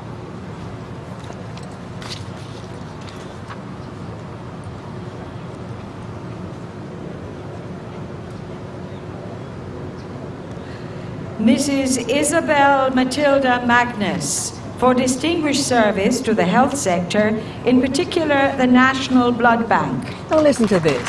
Mrs. Magnus is in her 90s and has been a dedicated public servant all her life. A graduate of the Woolmer's Girls' School, she exemplified the best qualities of a public servant. She is fondly remembered for transforming the paid blood donor system to a completely voluntary one by mobilizing individuals, communities, private sector groups, and public sector organizations to become blood donors. I think I met her last year when I did my blood drive to observe my 40 years in media and journalism. Here she is walking up today in her 90s, and she continues to serve the National Transfusion Services and is currently a member of the Advisory Committee on Blood Transfusion at this time in her 90s. And doesn't she look elegant? Amazing. And if we could just encourage every Jamaican to give blood.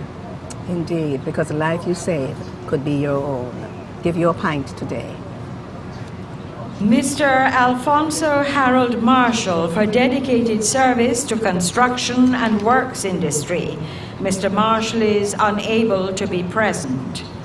Mr. George Marshall for outstanding contribution to the nursing profession as administrator, tutor, and mental health practitioner.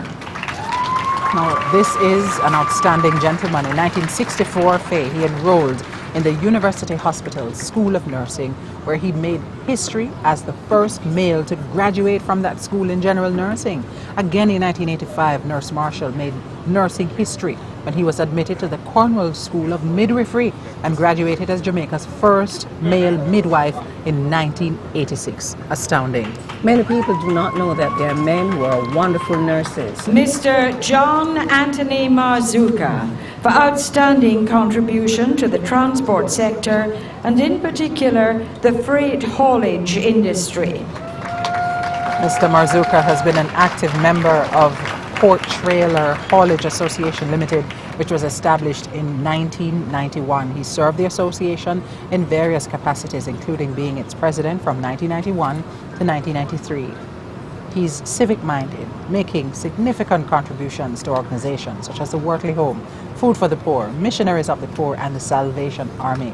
And his pet name, Zuki. Yes. You cannot drive on Jamaican roads and not see Zuki trailers and trucks, Faye. I'm telling you.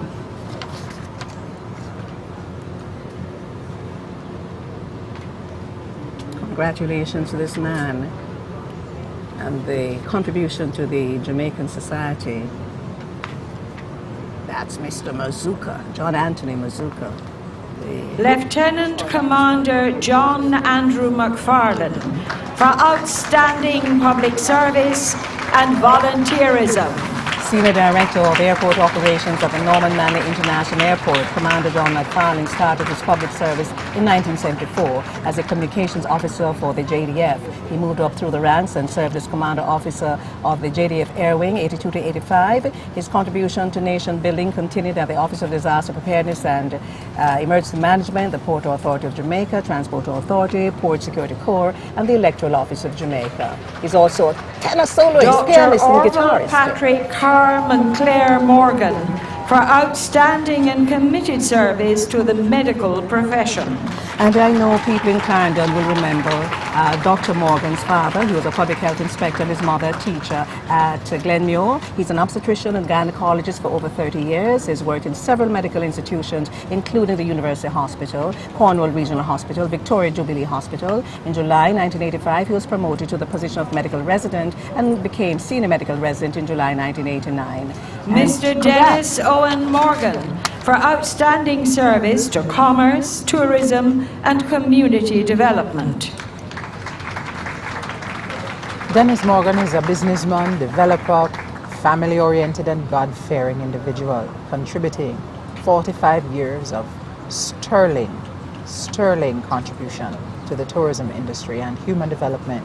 He acquired and established various businesses such as Sun Island Holiday and Travel Limited and Sea Garden Beach Resort Limited.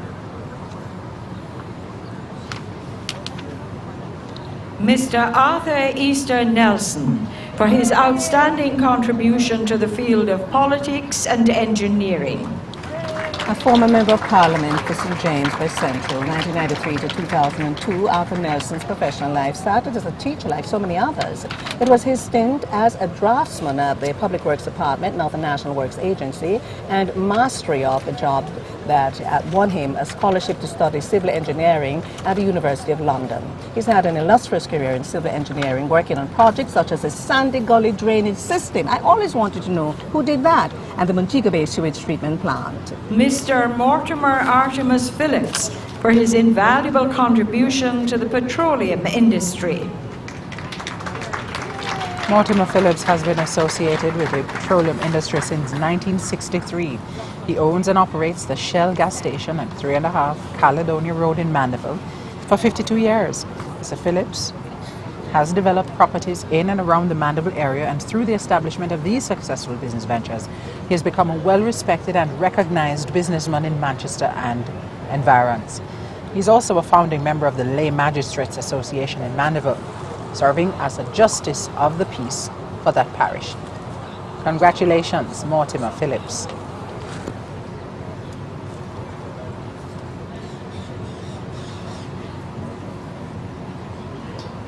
Dr. Carol Janet Pickersgill for long and dedicated service to the public sector and for community service. You know, Dr. Pickersgill spearheaded the Family Life program and solicited assistance from corporate Jamaica to have young people meaningfully engage in skills training such as leathercraft, embroidery, and baking. The program, titled Youth for Change, won the Social Development Commission's trophy for Best Youth Club Project in 1978. Dr. Pickersgill has served on many boards and committees. She was chairman of the Jonestown Redevelopment Partnership Program and vice chair of the Trenchtown High School. She works now as chairman of the Holy Child High School and Mr. Jeffrey Lewis de Sola Pinto for outstanding contribution to the restoration of Georgian sites in Jamaica. The award will be received by his daughter, Ms. Catherine Pinto May. Now, Jeffrey Pinto is one of Jamaica's leading ceramic artists with a career spanning 20 years. He served on the board of the National Gallery of Jamaica and offered his expertise as a visiting examiner at the Edna Manley College of the Visual and Performing Arts. Founder of the ceramics department at the now defunct Cultural Arts Center in Mobay, and has held international workshops and local classes at his studio. Mrs. Joyce Iona Powell for invaluable contribution to the nursing profession and community service. Mrs. Powell has a passion for helping others, and she believes strongly in giving back to her community. She has also contributed medical supplies and equipment to the Percy Junior Hospital and the Mandeville Hospital, as well as to primary, secondary and high schools in Mandeville. She's actively involved in various organizations in the parish and is an associate member of the Victim Support Unit and a former president of the Retired Nurses Group. This is Mrs. Joyce Powell. Congrats. Mr. Peter Donahue Prendergast, for his invaluable contribution to the advancement of Jamaica's football program and refereeing. We know that Jamaica's football and refereeing development it just wouldn't be the same without Peter Prendergast. He's widely respected for his craft and was Jamaica's first referee to officiate in a FIFA World Cup. His commitment and dedication to football continues as he instructs and coaches Jamaicans and international referees to reach the pinnacle of their career. Now, when Peter gives a red card during a game, it's like a military man telling you, the hand fly up, bam, and everybody shut up. Mr. Victor Hugo Rohn, for his contribution to the upliftment of the Jamaican people through his work with St. John Ambulance. Mr. Rohn is an experienced business executive who is dedicated to freely offering his expertise to the upliftment of Jamaicans through the work of St. John Ambulance, now in its 115th year in Jamaica. Mr. Rohn has gained significant experience working at the executive and general management levels, both locally and abroad. As former chairman, he resurrected the sliding status of St. John Ambulance in Jamaica. Mr. Carvel Anthony Stewart, for long and commendable service to Jamaica's construction industry and for sports. God gives us many talents. Carvel Stewart is a civil engineer with over 40 years involvement in the construction industry and service to football. From 2013 to 2014, he served as president of the Incorporated Master Builders Association of Jamaica. He was also the chairman of the Harborview Football Club and vice chairman of the Premier League Clubs Association. Mr. Stewart has been involved in philanthropic work at the Harborview community from 1967 to now. Mrs. Diana Maria Tiwani, for contribution to the retail industry and the business sector. Mrs. Tiwani has been in the retail business sector since 1966. She operates the mall and Tropical Jewelers, and her family indeed has been doing that for over 30 years. She's also involved in the commercial real estate business in Jamaica and has made numerous contributions to community projects.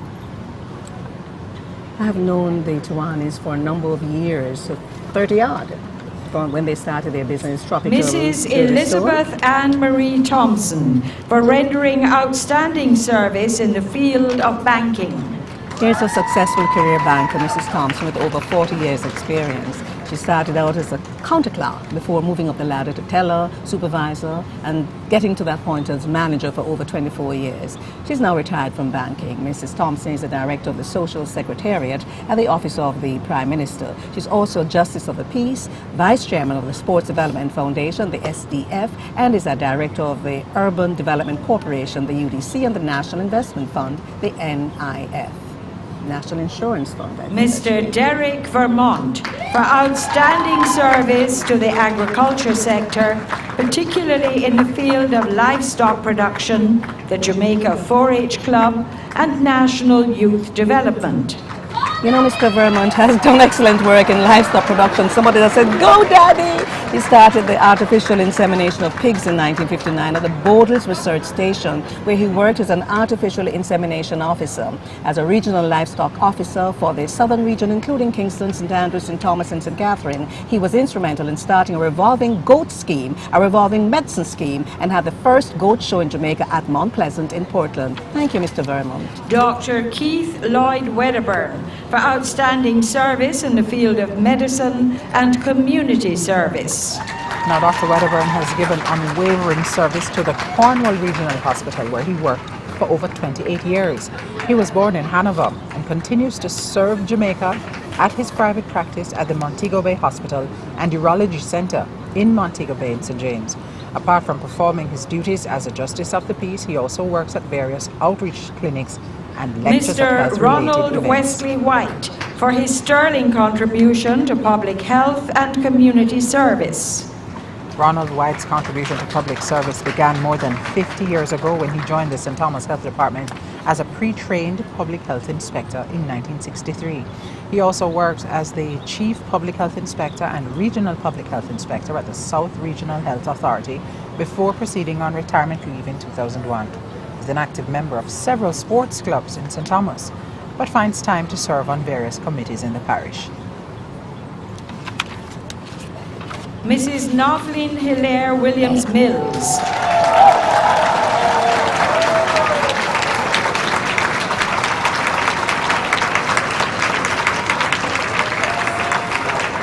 For achievements in the field of athletics, Noveline Williams Mills is best described as a champion both on the track and in her personal life. Just on Thursday, she received the Courtney Walsh Award for Excellence. Athletics. Indeed.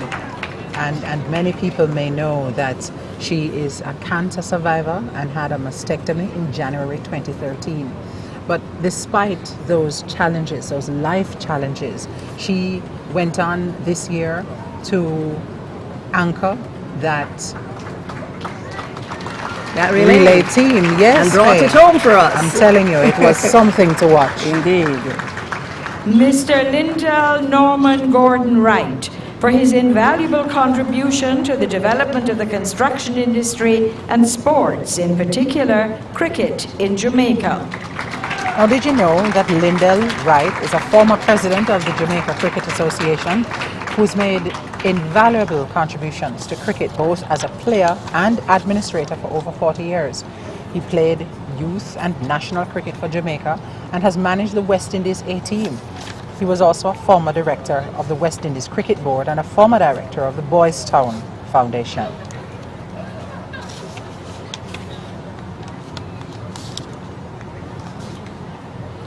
Mr. Joseph Brian Hobbs, for over 30 years service to Jamaica through the Farm Work and Hotel program. Now this is an honorary conferment. Mr. Hobbs fell in love with Jamaica in 1985, long before he met his wife Lorna. As a new staff member with Florida East Coast Travel Services, he was sent to Jamaica to represent the company's interests here. The company was partnered with the Ministry of Labor, which facilitates the recruitment, processing and dispatching of agricultural and hotel workers into the USA.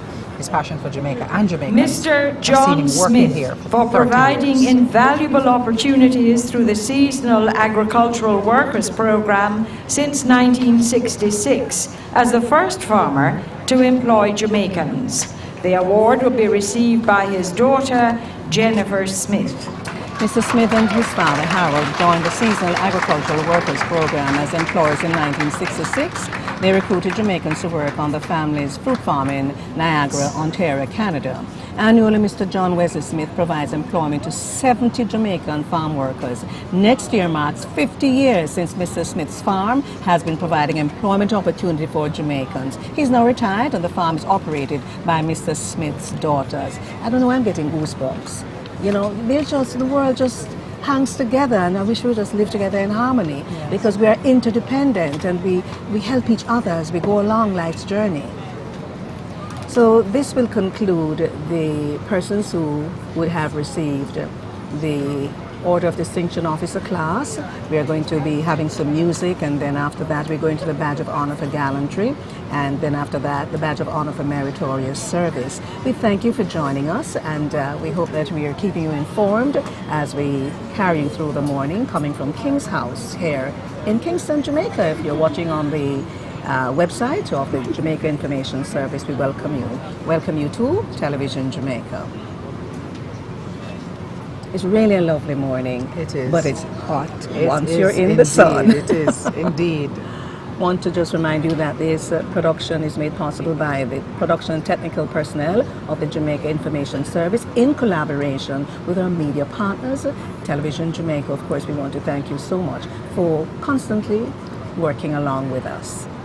Ladies and gentlemen, Erica Lumsden is the JCDC Champion Female Vocalist for 2012 and the recipient of many other numerous national awards in the National Festival of the Arts Music Competition. Erica Lumsden, an upcoming stellar soprano, is a student of the Port Maria Preparatory and High Schools. She's tutored by Miss Audrey Brown and is the 2015 Jamaica Children's Gospel Song Competition 11 to 15 years solo winner. Ladies and gentlemen, please welcome Miss Erica Lumsden singing I Believe. And Faye, if you have not yet heard this young lady sing, you are in for a treat. Well, she's going to blow our minds, I know. Wanted to thank the JCDC for all the work that they do.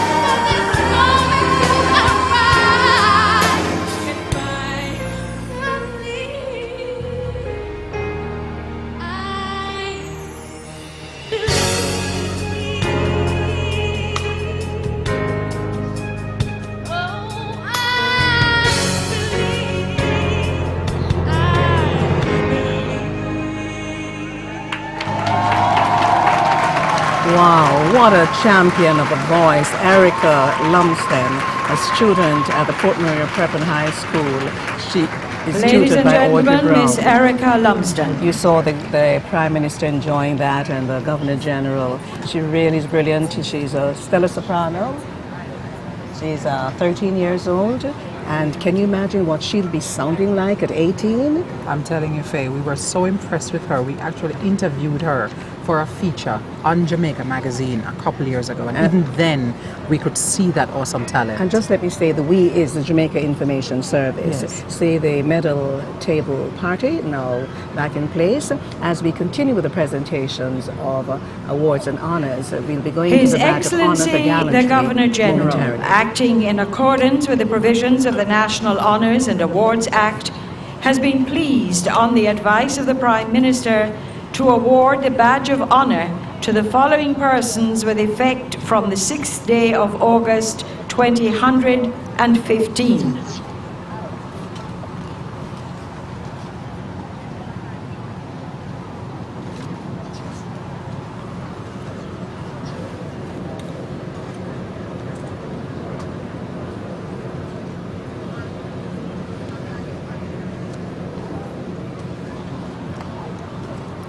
So the Governor General makes his way back to his very special place where members of the JDF are in position. The Badge of Honour for Gallantry, Dr. Rickard Shane Bennett. In July 2014, Dr. Bennett was at home when he heard a cry for help from his neighbour. He went to assist and saw his neighbour bleeding profusely from a punctured lung. He'd been stabbed by a member of his household. Dr. Bennett ran for his car, put his neighbour inside, and while driving with one hand, he depressed the wound with the other to reduce the bleeding. He then proceeded towards St. Anne's Bay Hospital, where he was employed. En route to the hospital, while trying to alert drivers to the emergency situation, Dr. Bennett met in a motor vehicle accident. He quickly gave his particulars to the other driver, then hired a taxi. As they made their way to the hospital, Dr. Bennett continued to depress the wound. He single-handedly brought the man into the operating theatre, where he performed emergency surgery, and with the assistance of his colleagues, saved his neighbour's life. What a story! Dr. Rickard, hearing that. Dr. Rickard Shane Bennett. I would like to suggest that he also asks for a surgeon in the JDF. He would work well there as well. And they do have doctors there as well. But this is courage. This is the mettle of the man. This is using your profession and your training and your presence of mind and your thinking to save someone's life. You meet with an accident and you get a cab. You give the person you met with the accident your details and you take off and you do the surgery that is required. The humanity of it, the humanity of it is awesome. The Badge of Honour for Meritorious Service, Mr. Cedric O'Neill Binns, for service in the field of dental technology.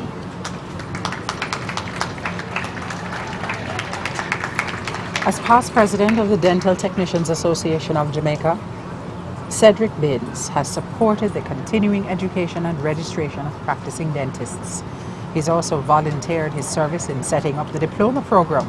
He was conferred with the 2002 Long Service Award for 22 years of meritorious service in the health ministry. Mr. Leonard Brandon Brown, for service in the field of pharmacology and community service. Fondly known as Doc. All the pharmacists way back then were called Doc. Pharmacist Leonard Brandon Brown has given over 60 years of service in the field of pharmacology and has been recognized by the Jamaica pharmaceutical companies on several occasions. After studying to be a pharmacist, he opened his own pharmacy, Coronation Drugstore, in 1953, which has been expanded to include drugstore, restaurant and grocery store. In the early days, many local community members would seek advice from him as the community had a short supply of doctors. As the only pharmacist in Claremont, which served many surrounding communities for miles, Mr. Brown was committed to keeping business open throughout the year, taking minimum vacations. He worked in the pharmacy until he was 85. Before leaving, he employed a pharmacist to perform the dispensing functions. So the older people in Jamaica Mrs. will know Angela Doc. Buchanan, for her sterling contribution to public service, education and general management. Mrs. Buchanan has been a public servant for over 41 years, giving service to education and general management, a true professional. She has dedicated 27 years of her working life to teaching, 3 years as a trainer consultant at the Management Institute for National Development, MIND, and the remainder in delivering world-class services to various departments in the Ministry of National Security. She was also instrumental in implementing the HIV/AIDS program in the Correctional Services Department. Mrs. Barbara Namnarayan Cadogan, for her contribution to the development of human resource management in the public service. Mrs. Cadogan was recognized for her skills and expertise when she transformed the Public Works Department into an executive agency. She also managed the implementation of the performance management and appraisal system in the Ministry of Transport and Works, which was selected as one of the pilot ministries. In this regard, she received the Cabinet Secretary Award in 2006 for outstanding work in human resource management and was awarded first Mr. Lascelles Samuel Gonzalez for invaluable service to the field of cartography in Jamaica. Now, Mr. Gonzalez created most of the topographic maps for public use at the Survey Department early in his career that spans some 59 years. As chief cartographer at the Jamaica Bauxite Institute, he was instrumental in establishing and maintaining a world-class resource map collection and producing a comprehensive set of exploration maps. Indeed, giving sterling service to this country. Mr. Clinton Lloyd Gordon, for invaluable and dedicated service to the St. Thomas and St. Anne Parish Councils. While working at the St. Thomas Parish Council, Mr. Gordon started a program of participatory management and planning under the local government reform agenda. He worked closely with agencies of government to ensure that the services provided by the council reached all those who had an interest in the program. In 2010, he was named Boss of the Year in St. Anne and runner-up for the entire island. Congratulations, Mr. Gordon. Mrs. Ekla Josephine Graham Sawyers, for service in the field of midwifery. Nurse Sawyers has delivered thousands of babies while working at the Monroe Health Center in St. Elizabeth. She served for more than 29 years in the field of midwifery. She received the Prime Minister's Award for Long Service in 1983, the Governor General's Achievement Award for Nation Building in 2001, and the Butch Stewart Community Award for Community Service in 2014. She continues to care for the sick and shut-ins in her community by offering free diabetes and blood pressure checks. Faye? Community spirit. Mr. Sidney George Grant, for over 31 years of unbroken service to the child protection sector. He's a retired civil servant, Sidney Grant. He taught at the primary, all-age and secondary school levels in Westmoreland and St. James between 1973 and 78 before joining the Children's Service Division of the Ministry of Youth and Culture. He was assigned responsibility to investigate and complete social inquiry reports for the Western Branch of the Family Court on children's and family matters. In 2005, Mr. Grant was Mrs. appointed Regional Claudette Director. Veronica Hemmings, for over 38 years of unbroken service to the child protection sector. And Mrs. Hemmings has worked as a Children's Services Officer at the then Children's Service Division of the Ministry of Youth and Culture and later became a director responsible for the Southeast Region of the Child Development Agency. Although retired for about 5 years now, Mrs. Hemmings continues to work with children and young people and is a customer service instructor at an outreach program operated by the Edgewater Baptist Church in Portmore St. Catherine.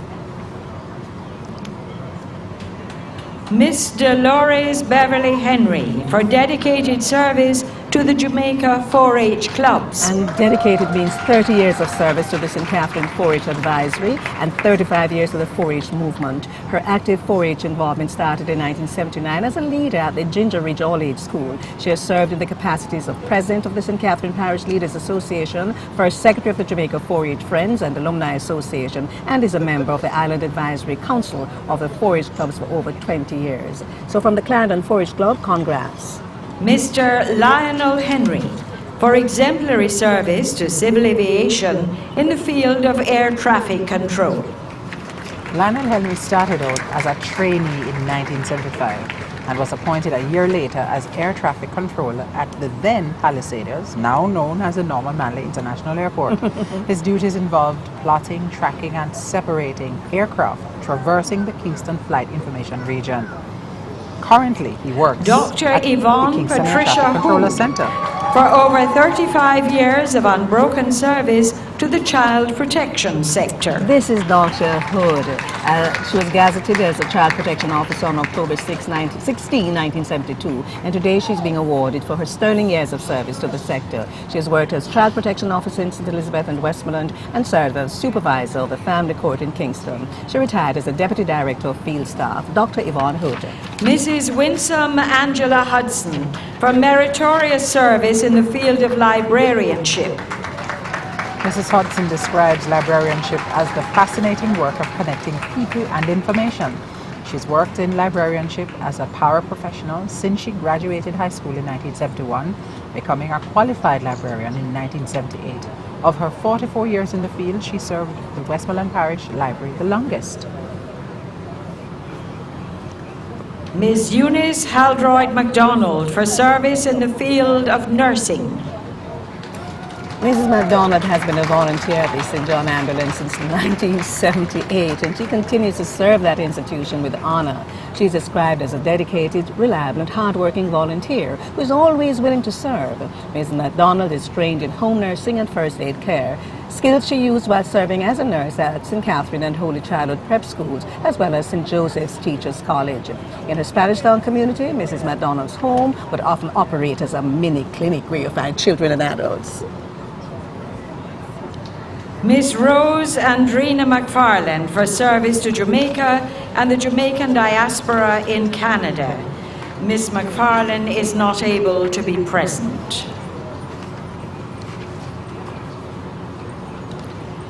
Mrs. Beverly May McHugh for over 39 years of unbroken service to the child protection sector.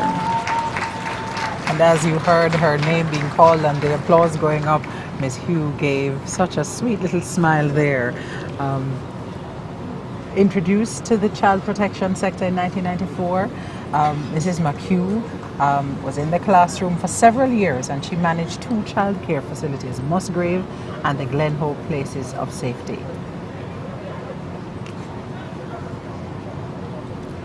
Mrs. Lunette Faye Morgan for community service. And this service is in the Four Paths community. She's considered the head cook and buckle washer because of her extensive involvement in her community. She's lobbied for light, water and road repair projects, as well as coordinating the Christmas treats for children and the indigent. She served as president of the Four Paths Citizens Association for over 20 years and president of the Police Civil Committee, president of the Clarendon chapter of the Lay Magistrates Association, and elder in her church. Mr. Augustus McLean for service to education and community development. Now, this gentleman has given 36 years of unbroken service to Denhamtown Primary School. He's a pioneer teacher at the institution whose journey began in 1975. He moved up through the ranks to serve as acting principal, retiring in 2011. Among his accolades is the Prime Minister's Medal of Appreciation for Service in Education and the Golden Torch Award for Dedicated Service in Education. Congrats, Mr. McLean. Ms. Carmen Eunice Morris for exemplary leadership and service to the St. John Ambulance. Here we go. Ms. Morris spends most of her weekends, holidays and days off volunteering with the St. John Ambulance Service, starting in 1984 when she received first aid training. As a result of her commitment, willingness and ability to execute her duties, she was appointed Divisional Superintendent for Combined Unit 1. On Saturdays, Ms. Morris can be found at Cayman Strat, not gambling, but she's with her team ready to serve the patrons. She's also an administration officer in the St. Andrew High School for Girls. Mr. Cleveland Oswald Neal for meritorious service to Jamaica and the Jamaican community in Southern California. Affectionately known as Cleve, Mr. Neal has served the Los Angeles community in the United States with distinction and integrity for more than 30 years. As the former Jamaica Honorary Consul to Southern California, he facilitated official state activities on behalf of the Jamaican government and generally acted as a liaison between the government of Jamaica and American regional interests. He's a first recipient of the Caribbean Heritage Community Award. Ms. Carmen Hyacinth Nemhard for exemplary service to Jamaicans in Winnipeg, Manitoba as Honorary Consul. Mrs. Nemhart has been honorary counsel for 15 years. She's been working diligently to raise a profile of Jamaica in her community. She's a clinical social worker by profession. Ms. Nemhart has also made significant contribution to Jamaica by spearheading fundraising activities, which has funded medical supplies and equipment which she donates to the country, as well as direct contribution to food for the poor. Mr. Philip Kirkland Reggio for meritorious service and contribution to the development of the water sector in the field of engineering. Mr. Reggio's hard work in the maintenance and engineering departments of the National Water Commission. He served as the Eastern Regional Manager and Project Manager for several water system development projects. He was mainly responsible for designing new systems in addition to maintaining and upgrading existing ones. He continues to serve the water sector as a workshop superintendent at the NWC and works on the rehabilitation of water tanks in Blunters St. Elizabeth to load water trucks for distribution in the area. The Reverend Lily Adolphus Parchment for his contribution to religion and community development. Reverend Parchment has been a minister of religion in the Apostolic Church since 1971 in Claremont Heights, Old Harbour. He has made many interventions to reduce crime in the community using his good rapport with the youngsters and through peace marches. Reverend Parchment has been providing skills training to young people in Old Harbour now for over 30 years. Mr. Hugh Barrington Deswick Perry for community development. Mr. Perry has served the Port Antonio community for 50 years in the field of sports, politics and youth development. He's been involved in the development of cricket in Port Antonio for 47 years and has served as president of the Portland Cricket Association. He was also instrumental in the development of the Folly Oval, a sports complex in Port Antonio which provides a facility for cricket, basketball and netball. He served as president of the Lay Magistrates Association in Portland. Mrs. Yvonne Dawn Ridgard Harris for service to the Jamaica Cooperative Credit Union League and community service. Now, Mrs. Harris is an attorney by profession. She's been practicing now for 30 years, serving the Jamaica Cooperative Credit Union movement in various capacities. She's the first and only female president in the league's history of over 74 years. She's a past director of the Confederation, the Caribbean Confederation of Credit Unions, and the Dr. World Diane Council of Credit Philomena Unions. Robertson for service rendered to the development of the Pharmaceutical Society of Jamaica. Don't we know Dr. Robertson as the first appointed female of the Pharmacy Council, represented the government of Jamaica for 4 years. She also served as Public Relations Officer for the Pharmaceutical Society of Jamaica and currently serves as a National Nutraceutical Society board. On that board, she was a pharmacist for 50 years and she worked with the herbal industry formulating remedies and has published 2 books. How can we forget? Jamaican Herbs, Nutritional Values and Live Longer, Look Younger with Herbs. Mrs. Merle Bernice Rochester Riley for 37 years of unbroken service to the Bellevue Hospital. Now, that service, Faye, began in 1974 when she was a summer student.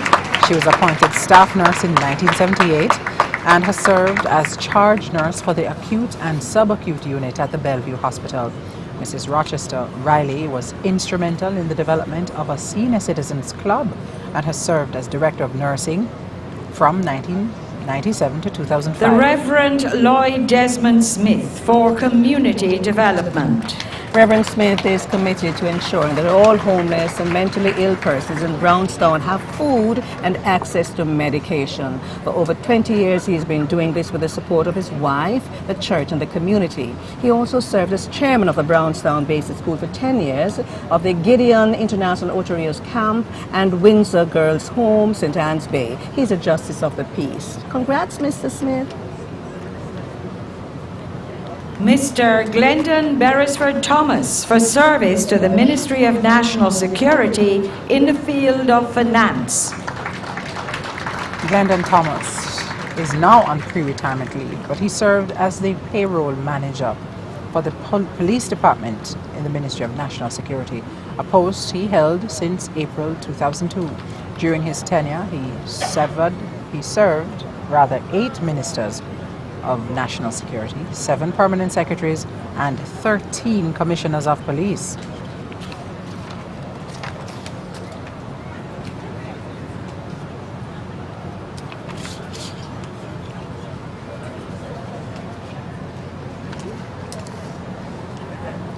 And a special little moment there.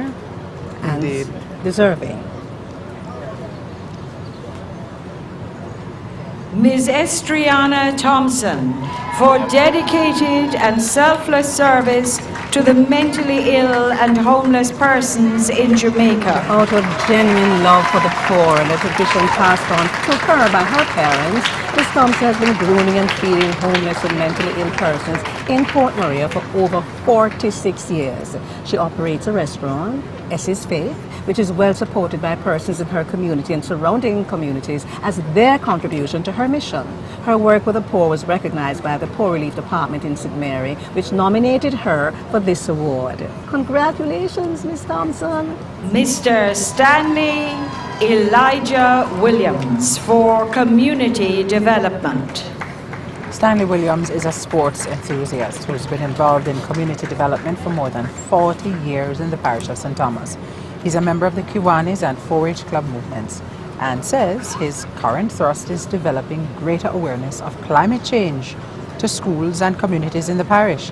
Among his achievements is the development of projects impacting dental health, protein for the Mr. people. Marcus Ismakovich Brudner, for dedication and professionalism in representing the interests of Jamaica and the Jamaican people as Honorary Consul for Jamaica in Paraguay for over 22 years. Mr. Marcos Ismakovich Brudner. Well, he has been, since 1983, Consul for Paraguay.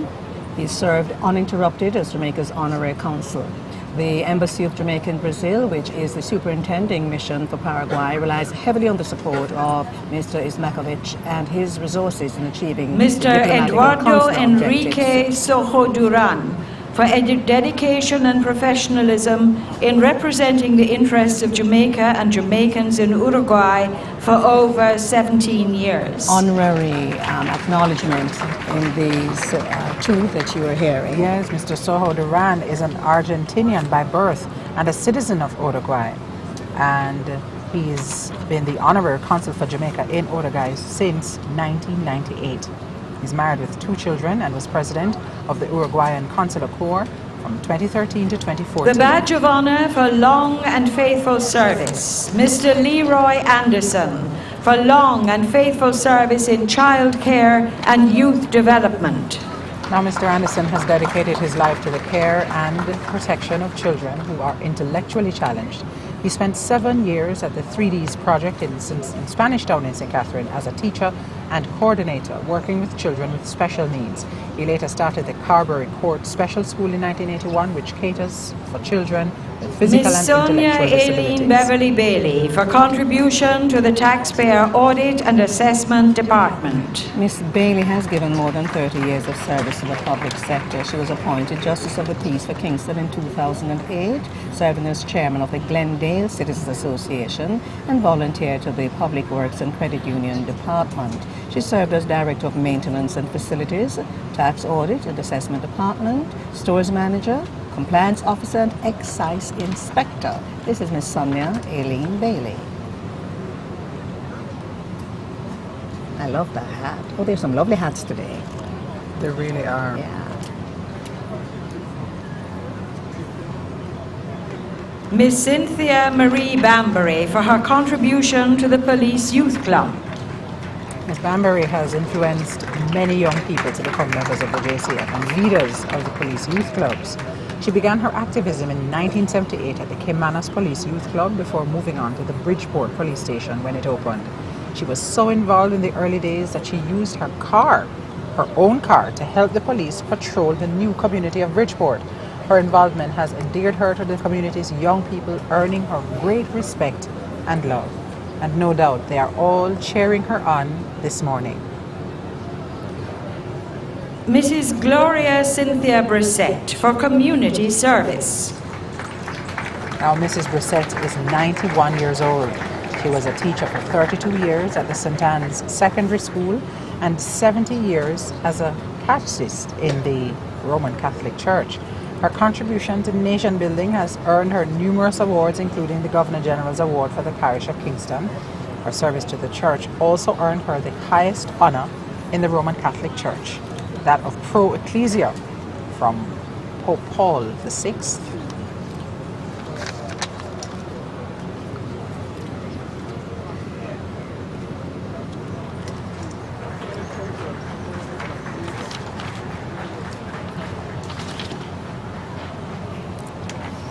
Ms. Sarah Lee Berger for long and faithful service to the Clarendon Parish Council's Poor Relief Committee. Ms. Berger is a nominated member of the Board of Supervision for the Poor Relief Jamaica, serving on the Clarendon Parish Council's Poor Relief Committee. She continues to give exemplary voluntary service by attending committee meetings regularly to deliberate on welfare cases and to determine the level of assistance to the applicants while overseeing the taxpayers' interest. She was instrumental in the reconstruction and repairs of homes for the indigent and destitute.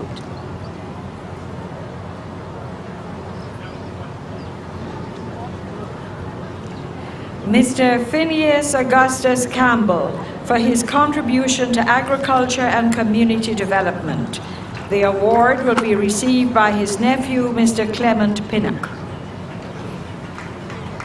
Now, Mr. Campbell was a parish councillor from 1998 to 2007 from the district of St. Jago in Harmons in South Manchester, where he attended school and later became a farmer.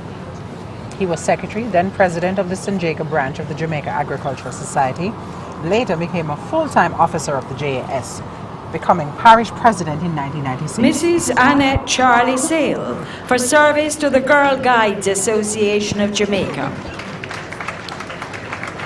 For over 42 years, you hear that, Mrs.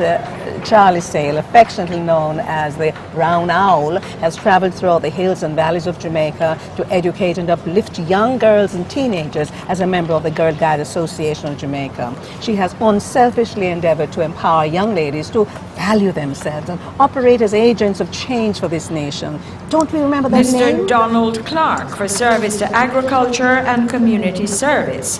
Mr. Clark is unable to be present. Mrs. Edna Maud Daly for community development. Mrs. Daly, a former domestic worker who has also worked as a farmer, shopkeeper, dressmaker and market vendor, adopted and raised 15 children over the years on a very small income. She has none of her own, no children that is. Mrs. Daly has also given service to the Kilmarnock Primary School Board and the Board of Management and PTA of the basic school. She is still involved in the 4-H club in the area, in particular the Home Economics Department. She's a vibrant, faithful and long-standing member, founding member and evangelist of her church in Kilmarnock. Mr. Japheth Davy for 37 years of service to the St. Andrews South Division as a district constable. DC Japheth Davy is from the Olympic Gardens Police Station in the St. Andrews South Police Division. He was appointed in March 1977 and has given 37 years of excellent service to his community. And this morning, we want to say thank you to Japheth Davy for his contribution.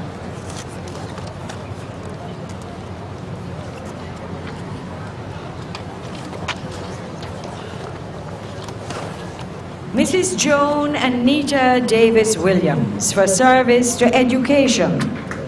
Don't we know Joan Davis Williams' work at the Ardennes High School? She served for 40 years as an educator, spending 32 of those at Ardennes. She was a form teacher, grade supervisor, teacher of drama and home economics, coordinator of personal development program. She also acted as vice principal for the upper and lower school and was human resource development coordinator. She's a member of the National Committee for Appointment of Master Teachers of Jamaica, herself a master teacher, and currently lecturing and consulting trained at the Micah University College. Mrs. Cherry Ann Margarita Davy Cummings for service to the Electoral Office of Jamaica.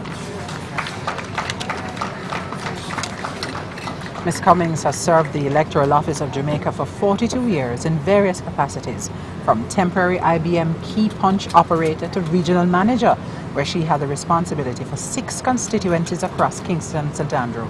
She has been a part of 10 parliamentary and 9 local government elections, in addition to numerous by-elections. She was integral in the transformation of the electoral system to the current world-rated system. Mr. Seabright Manley Dixon for service in the field of agriculture, especially with the Coffee Industry Board. Well, Mr. Dixon has had this long and outstanding career in the field of agriculture, especially with the Coffee Industry Board, as you just heard. He was instrumental in the development and expansion of the Blue Mountain Coffee in the parish of St. Thomas. After 35 years' service, Mr. Dixon is now the National Public Relations and Training Coordinator with the Coffee Industry Board. Mr. Byron Bancroft Earl for service in the field of agriculture, especially animal husbandry and community service. Byron Earl is an expert in animal husbandry and crop care. Between 1964 and 1990, he was one of the leading suppliers of cow's milk through the government dairy development program. He ventured in the cultivation of onions and encouraged many farmers in his community of Burnham Field and Clarendon to do so in an effort to help reduce importation. Mr. Earl continues to be a role model and mentor for youths in his community. Mrs. Jeneth Marie Ellis for public service. Mrs. Ellis has made meaningful contributions to the public sector for over 34 years. She started in 1979 and served as a teacher for 12 years. The following 22 years, she held several administrative posts, leading up to being appointed Director of Performance Management and Organizational Development in the Ministry of National Security. She also spearheaded the implementation of the Performance Management and Appraisal System in the Ministry of National Security. Congratulations, Mrs. Ellis. Mrs. Claudette Vivine Fletcher for public service. Mrs. Fletcher joined the Ministry of National Security in the capacity of stenographer in 1977. She has given some 36 years of focused and dedicated service to several departments, including the police, legal, and now the property management unit.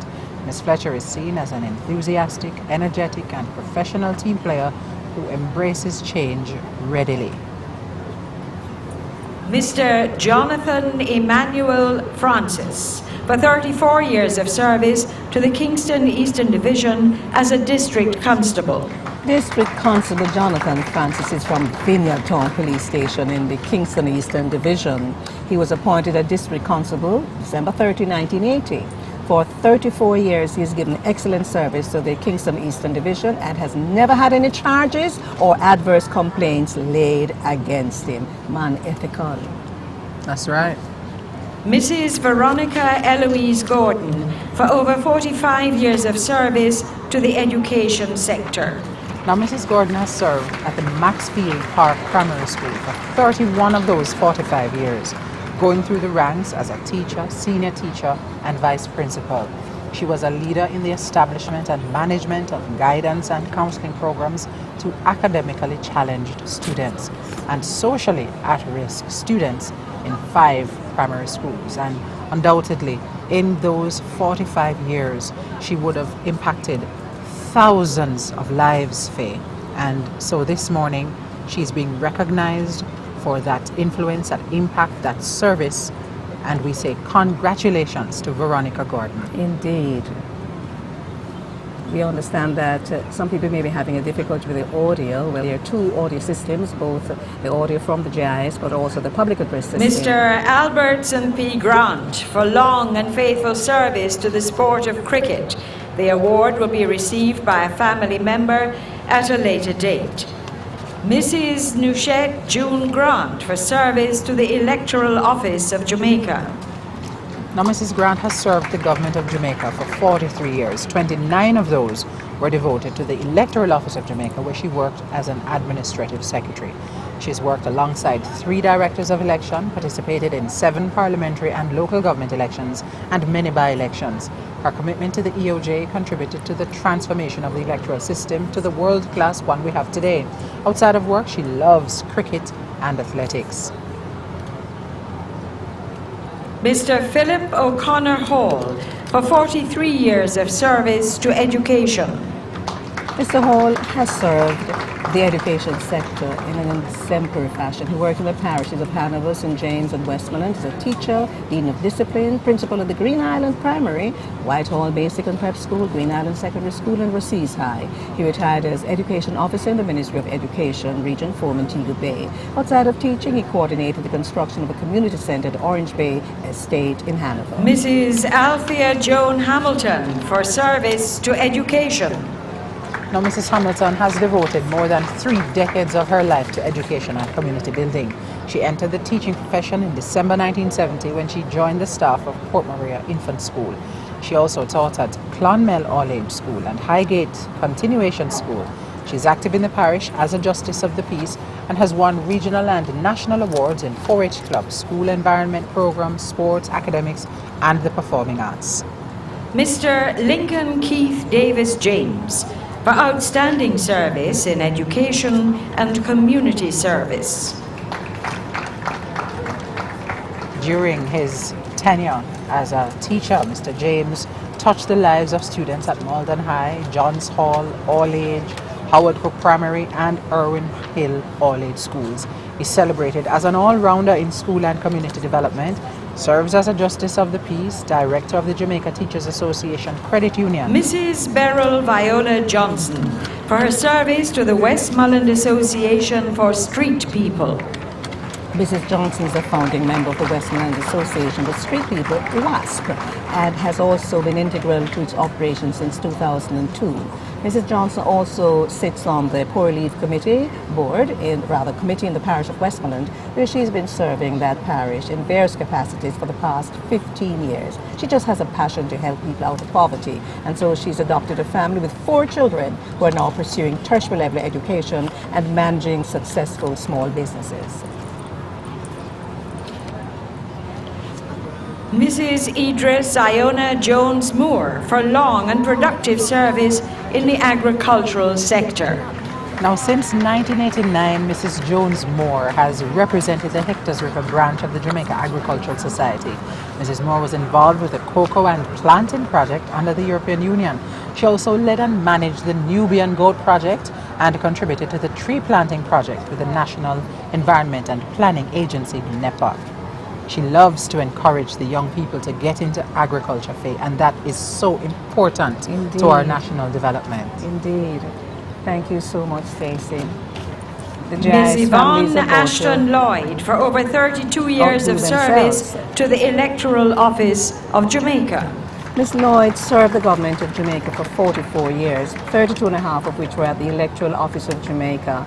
She started in administration, doing just about everything in the department, then gradually moved on to operations. She was an efficient worker for 8 parliamentary and 7 local government elections during her tenure. Ms. Lloyd gained respect from fellow staff, the institution, and her community. Mrs. Marcilia Priscilla Mallet, for long and faithful service in the field of education and community development. Now, Mrs. Mallet was a teacher for 42 years. After graduating from Chesterfield Elementary in St. Mary, she became a pupil teacher at Broadgate Primary.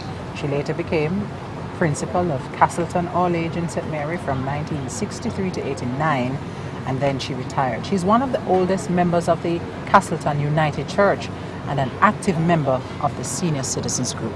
I just love when we honor these senior citizens who have done so much for their communities over so many years. The Governor General having a special word with her. Mr. Alden McKay, for 40 years of service to the St. Mary Division as a district constable. No, Mr. McKay is from the Anoka Bay Police Station, you know. He was appointed a district constable in 1972 and has been awarded for his sterling service over the past 40 years in his community. He is known for his warm and inviting personality. When not engaged in his duties as a constable, he enjoys cricket, farming, his church, and his family. Congratulations, Mr. McKay, or should I say, District Constable McKay. Mr. Leslie Alexander McNeish, for 47 years of exemplary service to the St. James Parish Council in the area of poor relief. Now, that exemplary service has spanned nearly 5 decades. During that time, he was appointed to the Board of Supervision for the Poor Relief.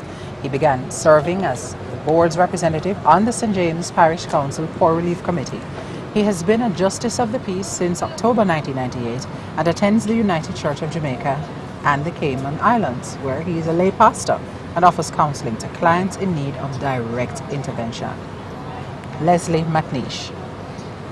Mr. Paul Ainsley Miller, for long and faithful service in volunteerism through the Kiwanis Club of North St. Andrew. He joined the Kiwanis Club of North St. Andrew in 1983 and held various positions. In 1992, he became a distinguished president of the club.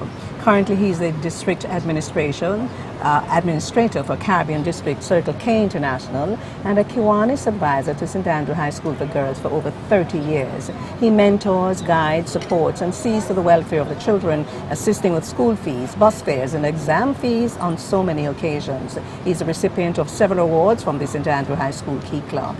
Miss Ona Vivine Nelson for over 45 years of service to the Social Development Commission. Now, Ms. Nelson has served the Social Development Commission since 1970 in several capacities. She's known for her commitment and dedication to any and every task.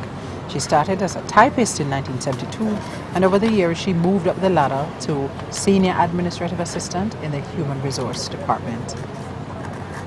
Ms. Ona Vivine Nelson. Mr. James Benjamin Nunes for community service. He has a cheering party. He's from St. Anne, Justice of the Peace, mediator, and somebody who operates an open door policy and is always ready to render service and assistance to the community. Mr. James Nunes offers welfare and assistance to people and institutions such as hospitals. He's contributed to innovation in farming and has been crowned champion farmer on many occasions. Farmer Nunes, go Mr. there. Oswald Palmer for 40 years of service to the Jamaica Cultural Development Commission. Mr. Palmer, you've rendered these unbroken years of service to the JCDC as caretaker for the property. Thank you, thank you, thank you. He's described as courteous, hardworking, willing, and punctual. Mr. Oswald Palmer retired in 2011 and now spends his time farming. If you don't farm, you can't eat. That's right. Mr. Winston Andrew Ritchie for long and faithful service to Jamaica 4-H clubs and to agriculture. Mr. Ritchie has been a member of the 4-H movement since he was 9 years old. In 1962, he represented Jamaica in 4-H clubs in Puerto Rico and Barbados as a cattle judging competitor and placed first. He then went on to represent Jamaica in England at the Royal Agricultural Show, where he was placed second of 48 competitors. Mr. Ritchie dedicated his life as a trainer for various agricultural events. He's played a vital role in raising funds to assist 4-H clubs with programs in St. James and Western Jamaica. Mrs. Gwendolyn Spencer for community service. Mrs. Spencer has contributed significantly to community development in Morant Bay and St. Thomas.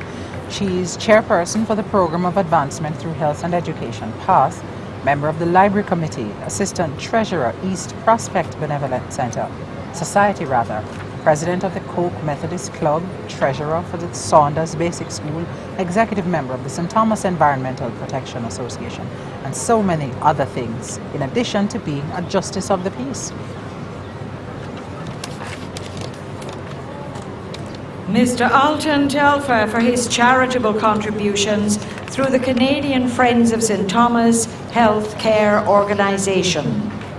Mr. Telfer worked tirelessly in Toronto as president of the Kingston Technical Pass Students Association and has sat on the board of trustees for the Jamaican Canadian Association. Over the years, he has helped with fundraising and procurement of medical equipment for the Princess Margaret Hospital in Morant Bay, and was involved in the establishment of an eye care clinic at that hospital. For her contribution of over 35 years to the growth and development of the National Housing Trust. Ms. Walker served the NHT as Chief Internal Auditor for over 35 years. She's also the founding president of the Institute of Internal Auditors, Jamaica, and has been an auditor for over 40 years. Ms. Walker has played an instrumental role in the transformation of the NHT. During her tenure, she managed several projects that resulted in improved operational efficiency and customer service delivery. Ms. Walker has also been a mentor to many young people, sharing her knowledge and expertise. Mrs. Monica Walters for exceptional administrative support to the Ministry of National Security. Mrs. Walters has given 36 years of service to the Ministry of National Security as an administrative assistant. She was an effective administrator at the Forensic Laboratory and subsequently at the ministry. Her loyalty to the Security Ministry was even evident in her daily travels from Portland to Kingston to get to work. commitment. A well-organized worker who consistently met deadlines and exceeded performance expectations. Mr. Chester Donald Watson for excellent service to the Kensington Cricket Club. Mr. Watson is a long-time member of the Kensington Cricket Club, the Jamaican team, where he served as player and administrator. He was the chairman of the Jamaica Board of Control. He toured Australia with the West Indies team in 1960 and 61. He was known as a wristy fast bowler who took wickets. He made his debut against England in 59-60 and played in all 5 tests, taking 16 wickets. Mr. Loxley Aloysius White for service to the St. Elizabeth Parish Council Poor Relief Committee. Mr. White is known for his spirit of volunteerism.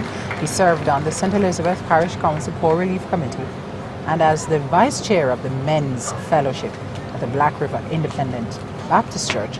He serves in the community outreach programs. Mr. White has mentored and provided counseling and welfare to children in his community.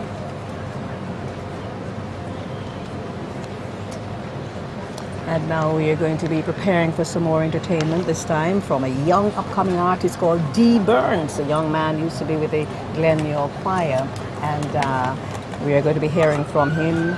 He's really got some good foundation and training, and Melbourne Douglas is his name when he's not on stage. The moniker is Dee Burns. Have you ever heard Dee Burns perform?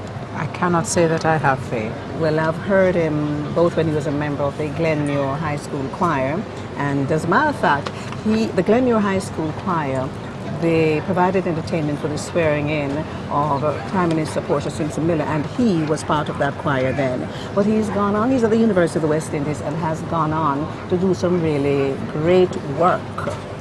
I'm just seeing the markers passing me, and they have been standing in their uniforms in the sun, you know. But this is the mettle of the men and women Ladies of the and Jamaica Defence gentlemen, Force. Melbourne Douglas is an artist with a vision. Going by the stage name De Burns, he has a clear aim in music. That, he says, is to bring something new to Jamaican music. And that is, as he calls it, one beat. De Burns, 21, describes one beat as a fusion genre of Jamaican music similar to electronic dance music internationally. De Burns got his start from an early age, growing up with a father who owned a sound system. Glenmuir High School played a key part in his grooming as a performer, where he was a lead singer in the choir. At Glenmuir, he was introduced to dub poetry, which he says still plays a part in his style. He also took part in the Jamaica Cultural Development Commission Festival of Performing Arts, where his appreciation for music was refined, as evidenced by his 2 gold, 4 silver, and 5 bronze medals for music. A student at the University of the West Indies, De Burns continues his development in music, touring England with the Pop Society during the 2012 Olympics period, and also during the celebrations of Jamaica 50. These included performances at Jamaica Day celebrations in Birmingham and the Independence flag-raising ceremony at the O2 Arena in London, as well as Carifesta 11 in Suriname. Ladies and gentlemen, singing Redemption, please welcome De Burns.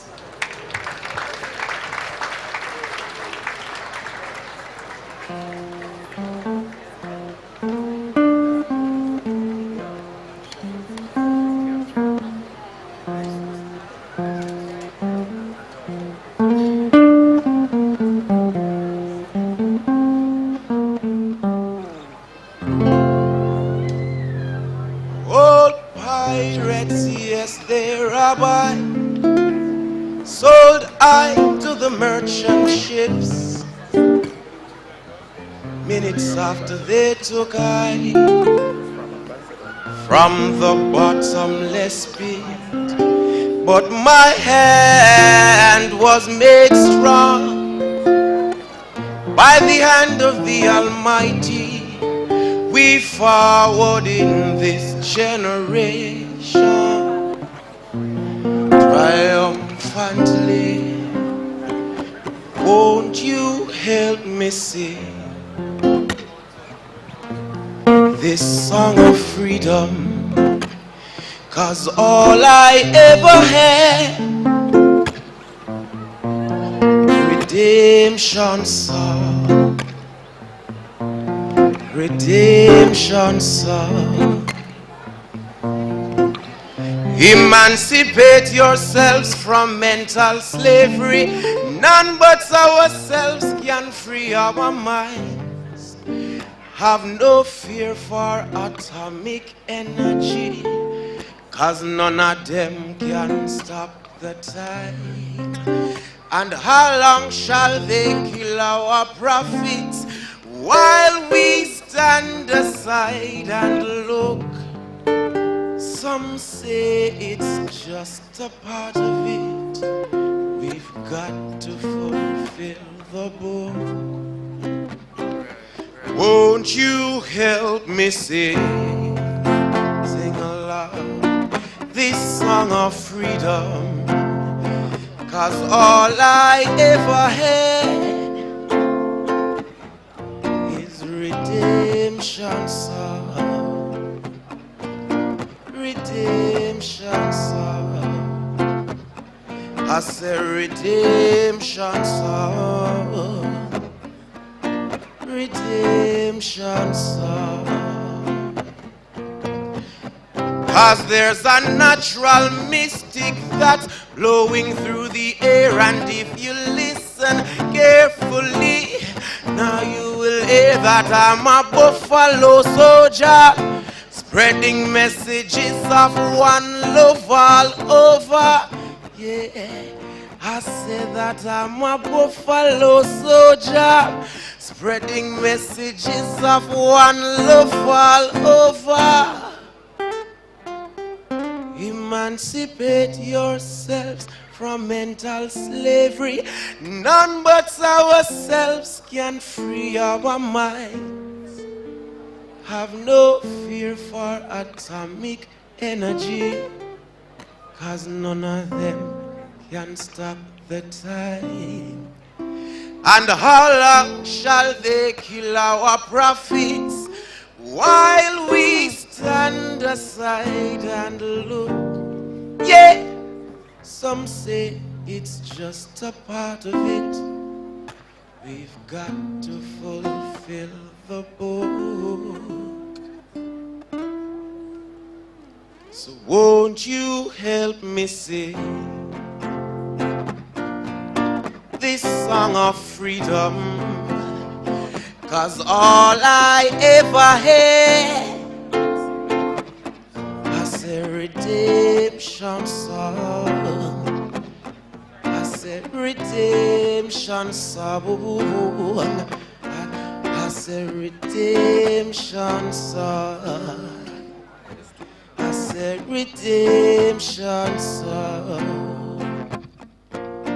This song of freedom, this song of freedom.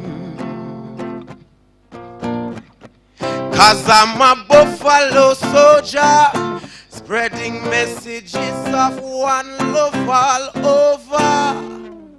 One love Jamaica, one love to the world.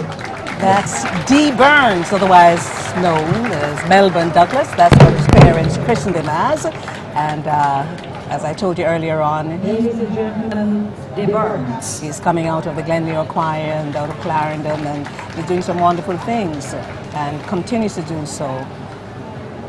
We want to just encourage him. He also took part in the Jamaica Cultural Development Commission's Festival of the Performing Arts, where his appreciation for music was refined, as evidenced by his 2 gold, 4 silver and 5 bronze medals for music. He's going to be doing some interesting things. Last year he put out a video of his work, and now we have the medal back in place, and we will see the Governor General moving to the presentation platform for the final time for the 2015 awards. Right. His Excellency the Governor General, acting in accordance with the provisions of the relevant regulations made under Section 7 of the National Honours and Awards Act, has been pleased to award the Medal of Honour with effect from the 23rd of May 2015 to the following members of the uniformed services.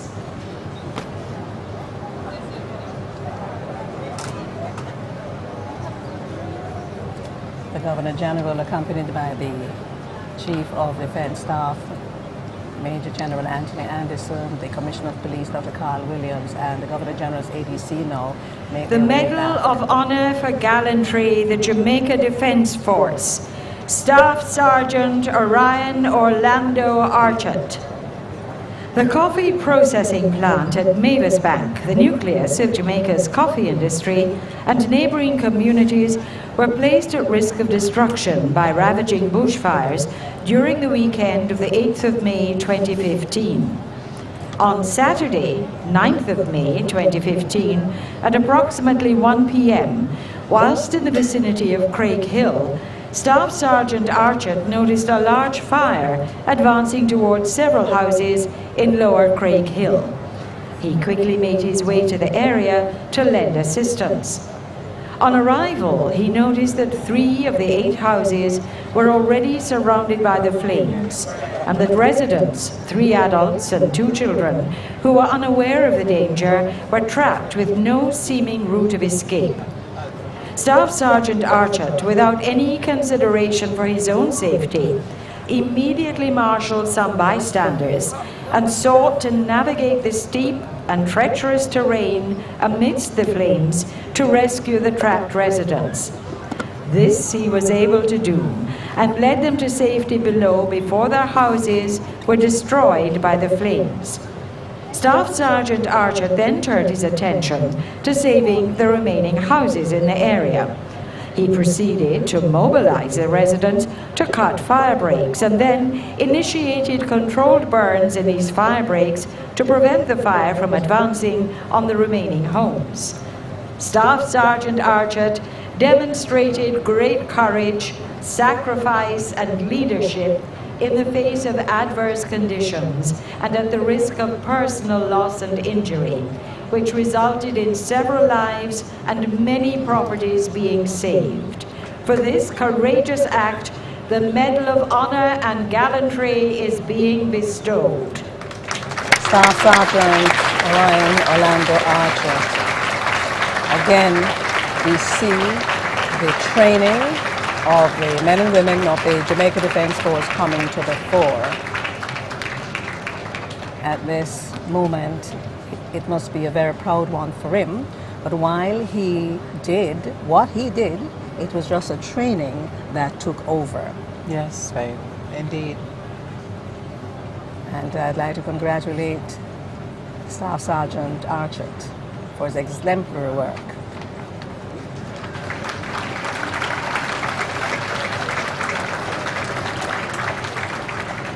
The Department of Correctional Services, Warder Andre Ricardo Duncan. The act of bravery was performed on the night of Monday, December 1, 2014, when Correctional Officer Warder Andre Ricardo Duncan was the escort on the department's vehicle dispatched to pick up the late-night staff. Upon reaching the intersection of Halfway Tree and Trevanion Roads, he witnessed a man in a tussle with a woman.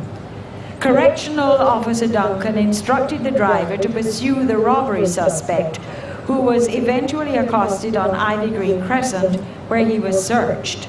The robbery suspect, along with the victim, was taken to the Crossroads police station, where a report was made and the suspect again searched. He was taken into custody and subsequently charged.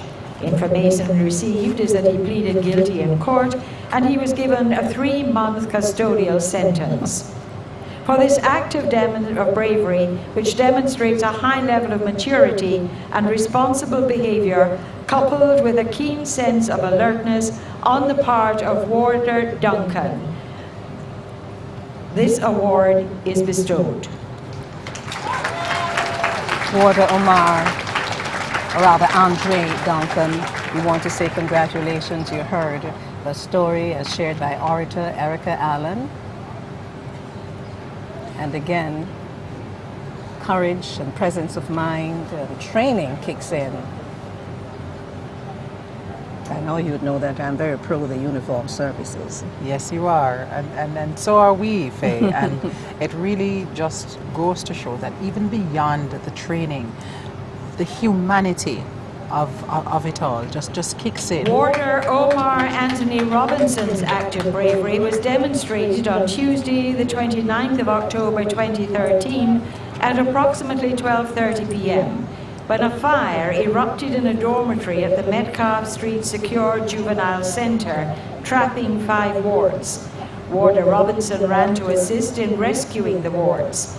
Immediately after the wards were evacuated, Warder Robinson ran downstairs, retrieved a fire extinguisher, and assisted in extinguishing the blaze. Due to the exposure to the blaze and smoke, Warder Robinson was rushed to the Kingston Public Hospital, where he was treated for the smoke inhalation.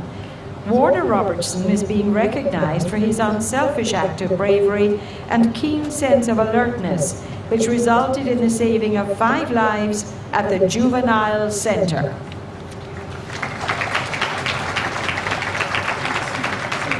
And of course, he would certainly be very proud of this accomplishment, and so too would his friends and family who have come here to see him being given this national recognition for what was indeed a selfless act.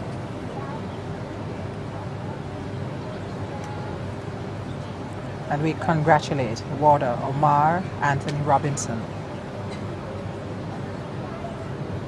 Those were the Medals of Honor for Gallantry. There are 3 of them this year, and now we go to the Medals of Honor The Medal of Honor Meritorious for Service. Meritorious Service, the Jamaica Defence Force, Major Garth O'Mealy Anderson. And so we now have the uniformed groups who will be acknowledged for their years of service. But permit me to say that Major Garth O'Mealy Anderson was a former ADC to the President Governor General, and he has given 13 years. He's been recognized for his service to the Jamaica Defence Force. So these ones are just for the service, the years of service to the various uniform groups. Now we're dealing with the JDF. Major O'Neill Alexander Bogle. He has served for 15 years.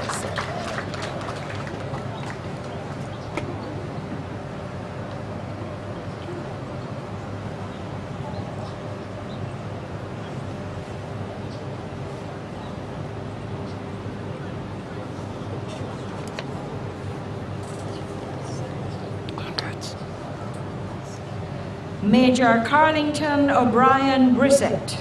Serving the JDF for 18 years, Major Carlington O'Brien Brissett.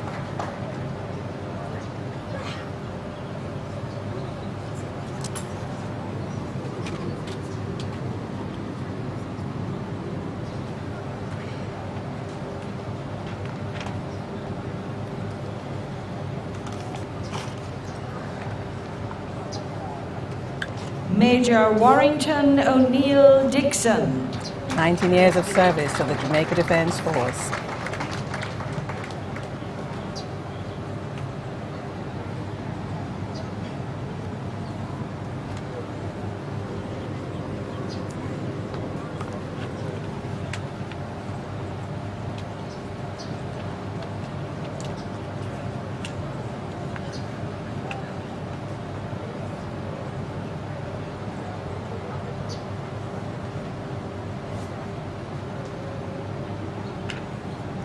Major Ransford Bancroft Farron. He's given 15 years of service, and just so you understand, the members of the JDF in green are the reserve, or the 3rd Battalion, the Jamaica Regiment. There are 2 other battalions, the 2nd Battalion Jamaica Regiment. They form the Guard of Honor here today, and there's the 1st Battalion, the Jamaica Regiment.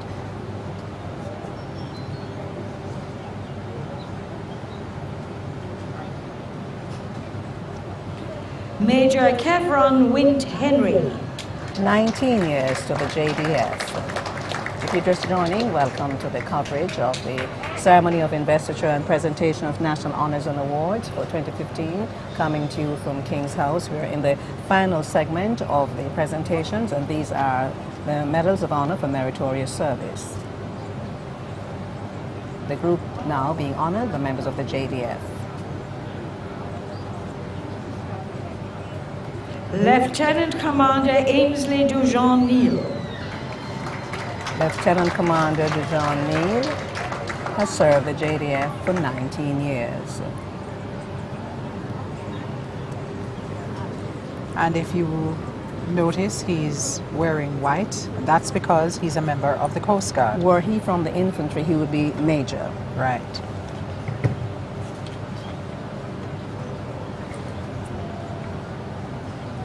Captain Gladstone Anthony Allen. Now, Captain Allen has served the JDF for 29 years.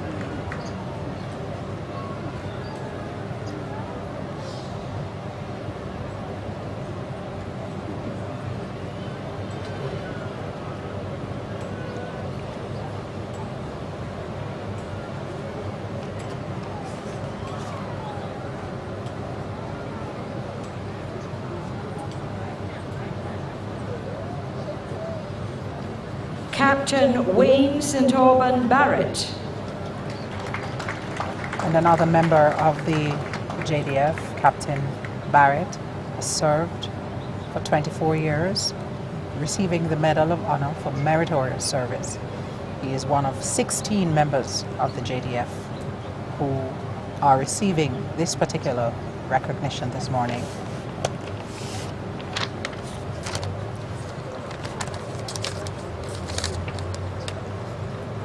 Captain Oliver Beresford Clunis. Captain Clunis is unable to be present this morning. Captain Heather Almita Fiona Lawrence. I just love to see the women in the Jamaica Defence Force, and I'd like to acknowledge Captain Heather Lawrence for her 29 years. I'd like to encourage Stacey Ann to join the JDF. Thank you, Faye. Thanks for that. You're going to tell me you've passed the age, okay? Long time.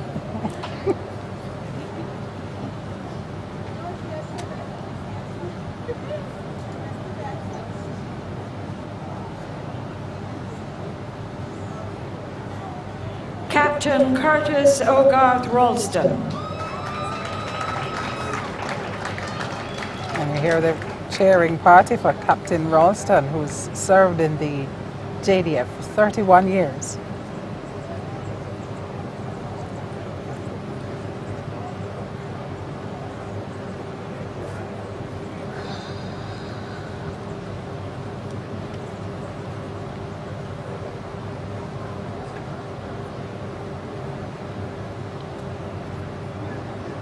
Captain Maurice Conway Slowly.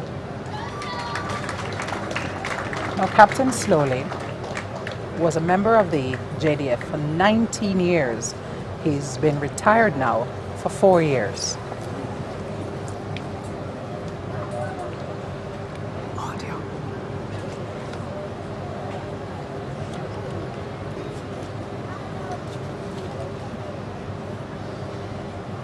Warrant Officer Class 1 Owen Wellesley Broomfield. Now, Warrant Officer Bloomfield has been a member of the JDF for 29 years. Here receiving recognition for his work.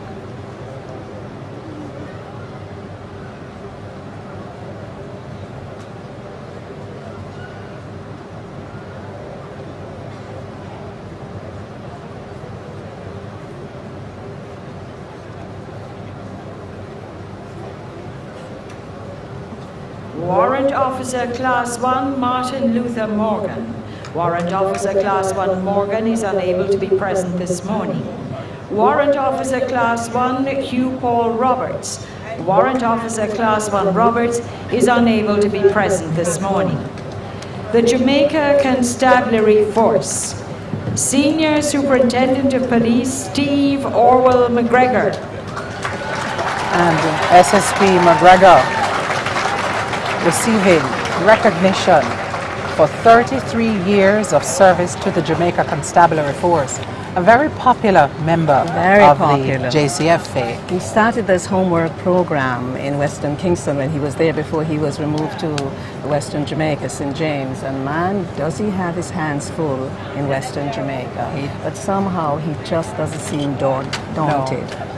And on Saturday when we were here at the rehearsal, Faye, he said, things are what they are, but we're going to change it. Barrington Lorenzo Simpson. The men and women of the Jamaica Constabulary Force now being acknowledged and recognized for their years of service. Senior Superintendent Simpson for 37 years of service.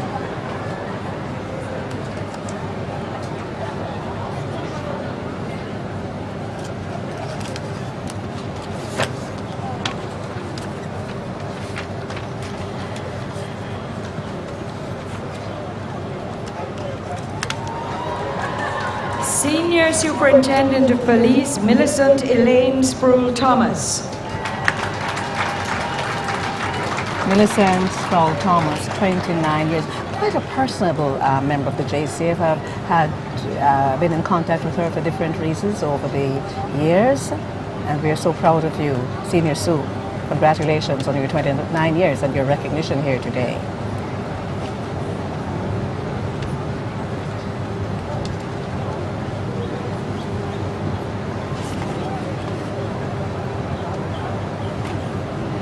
Superintendent of Police Melvin Jonathan Brown. And Superintendent Brown has served the JCF for 36 years.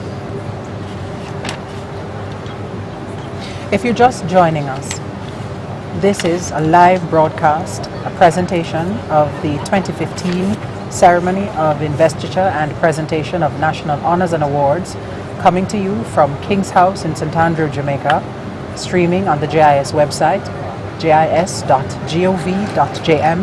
being brought to you live. Superintendent of Police Natalie Malin Burton.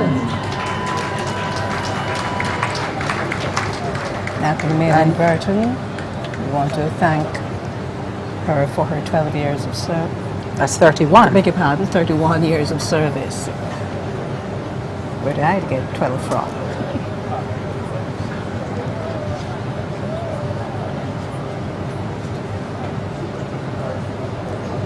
Some of these members of the uniformed services, they just don't look as if they have served so many years. But Not at many all. started at 19 and 20. They started right out of school. Superintendent of Police retired Carlton Lloyd Harrison. Now this gentleman served the JCF for 36 years, now retired.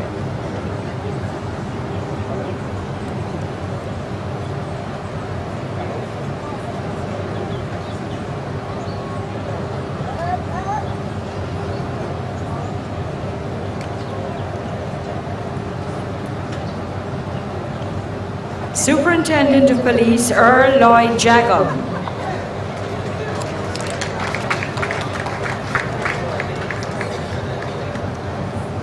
Superintendent Earl Jagan, recognized for 34 years of service to the Jamaica Constabulary Force.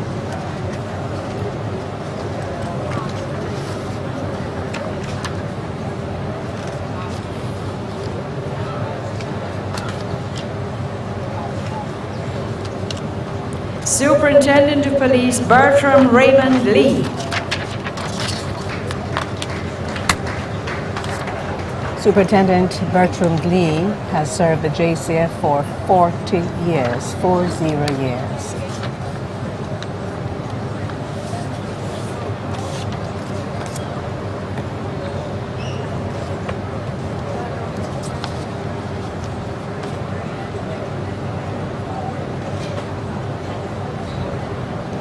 Superintendent of Police Michael Aldington Scott. Superintendent Scott, can you believe he's given 38 years?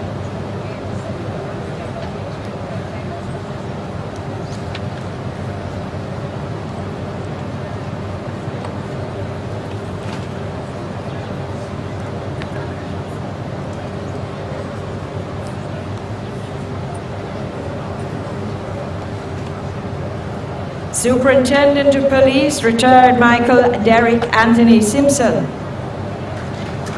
Senior Soup Simpson, serving the Jamaica Constabulary Force, now retired, 37 years. Superintendent Michael Derek Simpson. After these presentations, we'll be seeing members of the Department of Correctional Services Superintendent of Police, Everton George Tabana. and members of the Jamaica Fire Brigade receiving similar recognition. And Superintendent Tabana, who is now on the platform with the Governor General, is receiving recognition for 34 years of service.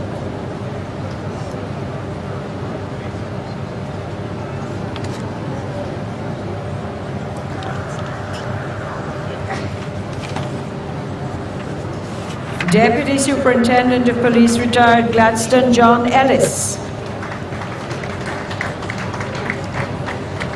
Deputy Superintendent Ellis.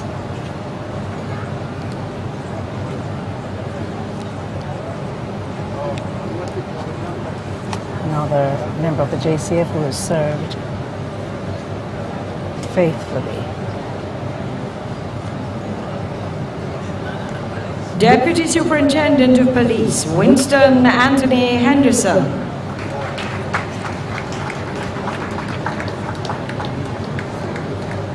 "40 years of service, Deputy Superintendent of Police, Winston Anthony Henderson."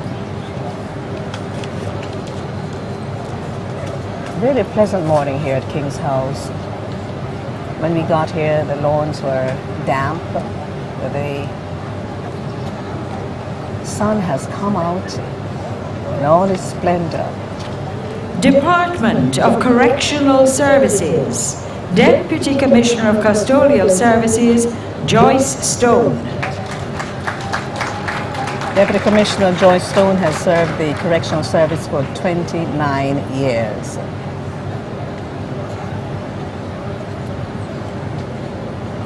Very important moment for the men and women of the uniformed services. They give a lot, and sometimes they're not recognized. Superintendent B, Angela Anne-Marie Edwards Johnson. This is Superintendent Angela Johnson, 29 years to the Correctional Services. And this is so important, Faye, because so many of these men and women put their lives on the line on a daily basis. They make personal sacrifices to provide essential services to the people of Jamaica. And so it's so important for them to be recognized in this way. And very often we don't think about it. Superintendent B, Herbert Lincoln McFarlane. Here comes Superintendent Herbert Lincoln McFarlane. He's given 30 years to the Correctional Services.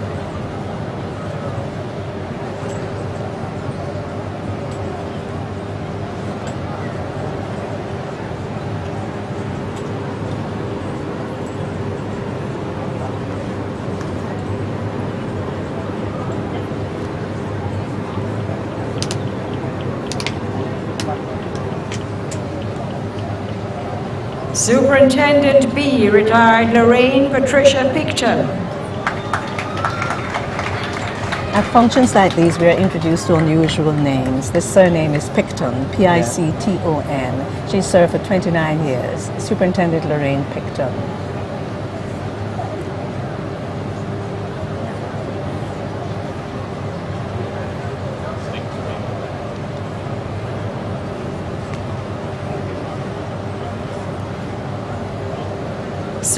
Assistant Superintendent, retired Gerald Lynch. Assistant Superintendent Gerald Lynch,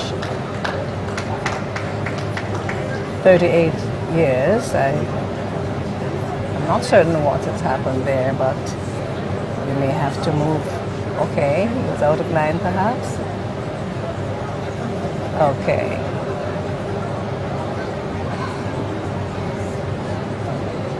Unfortunately, some persons were not able to make it to the rehearsals, and that can in fact give a little hiccup, but it's worked out in the final analysis.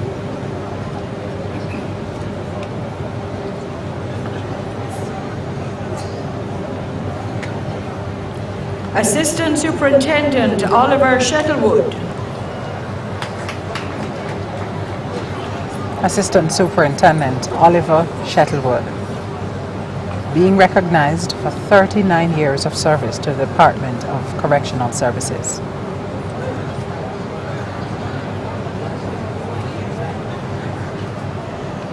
I just love when these uniformed men and women move up for their awards, you know.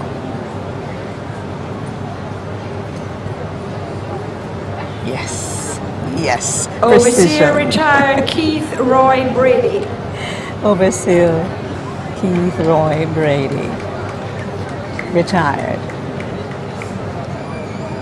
for 29 years of service. Assistant Superintendent Hugh Anthony Christie. Assistant Superintendent Hugh Anthony Christie has quite a following here this morning, and so he should. He served for 37 years, service to the correctional services. Overseer Hopeton George Foster. Overseer Foster, he's given 33 years of service.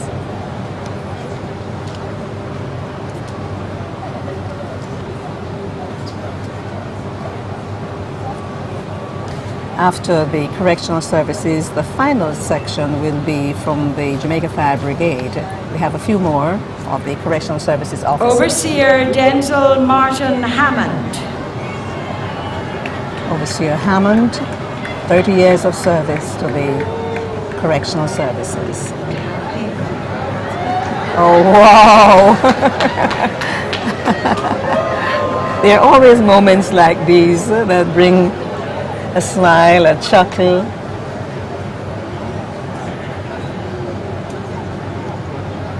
Oh, yes. Oh, yes. That's Overseer Winsome Geneva Hanchard. Overseer Hanchard. And I think there might have been a little mix-up with the names. Yes, I believe.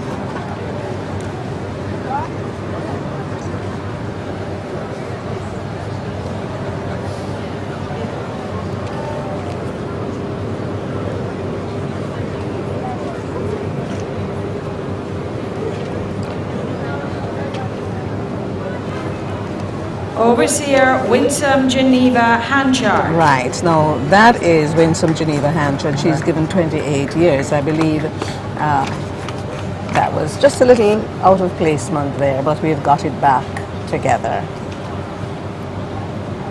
And Overseer Hanchard has served for 28 years.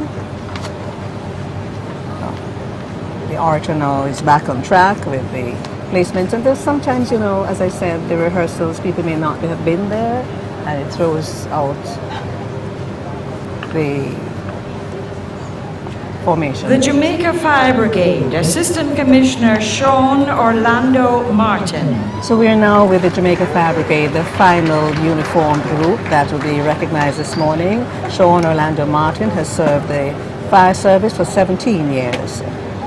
We can recall a few months ago all that work that had to be carried out in the hills of St. Andrew and over in St. Thomas. And on a daily basis, there's just so much that they have to do, including manning those prank calls. So if you're listening this morning, you have to help your children, particularly when they're at home during the holidays, not to call the fire service if they are really not needed. Superintendent Kevin Augustus Horton.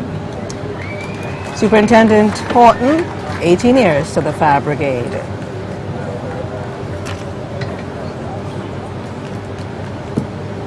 We'd also like to thank our viewers who've stayed with us, those who are watching TVJ, those who are watching CVM, and those who have stayed with our live stream on the JIS website, www.jis.gov.jm. Senior Deputy Superintendent Julian Lethane Davis Buckle.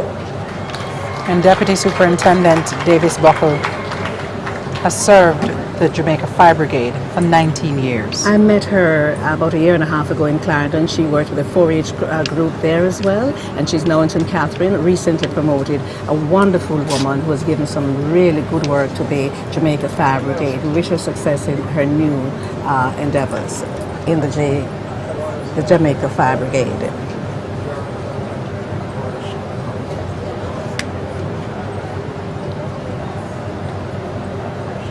Senior Deputy Superintendent Conroy Steve Gans. Senior Deputy Superintendent Conroy Gans has served the Fire Brigade for 19 years.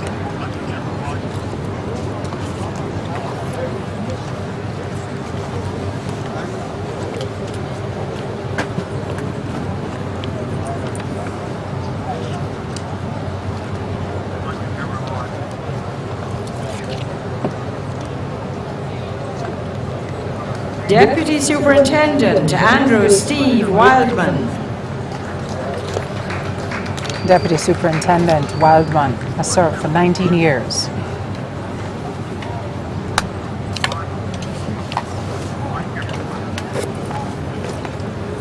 And reminding you that this set of recipients is the last set of recipients. And we do have 3 interviews we'll be bringing immediately after the Assistant Superintendent Patrick Carl Robinson. Assistant Superintendent Robinson has given 23 years of service to the Jamaica Fire Brigade.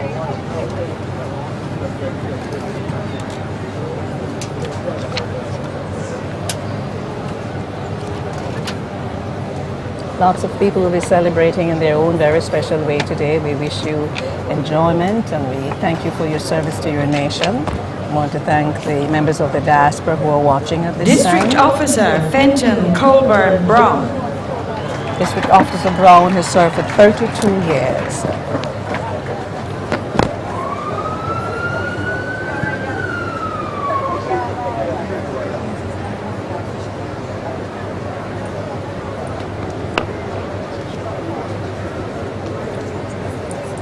So 222 persons were named for the awards presentation for 2015. A few have been absent, but we're coming near to the end. It's one District of the larger Officer numbers. Ronald Joseph Walker. District Officer Ronald Walker with the Jamaica Fire Brigade, having served for 33 years. I want to thank the family and friends and well-wishers who've come out today to support those persons who are being honored by their nation. Remember, the nominations are made by people from communities, from various sectors. You have to get those nominations in District about February, Officer March each year. Irvington Lloyd Belinfanti. District Officer Lloyd Belinfanti, 24 years. Irvington Belinfanti, 24 years to the Jamaica Fire Brigade.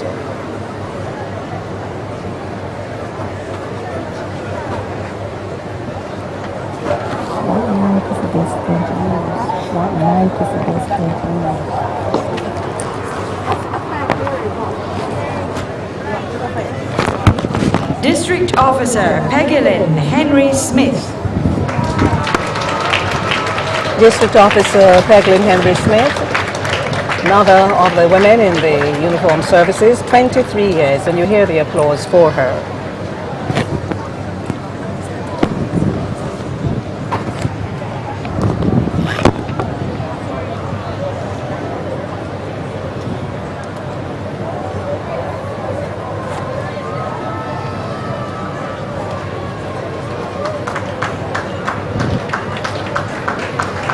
And so, ladies and gentlemen, we come to the end This of the concludes the presentation of the Honors and awards. Thank you, Your Excellency. And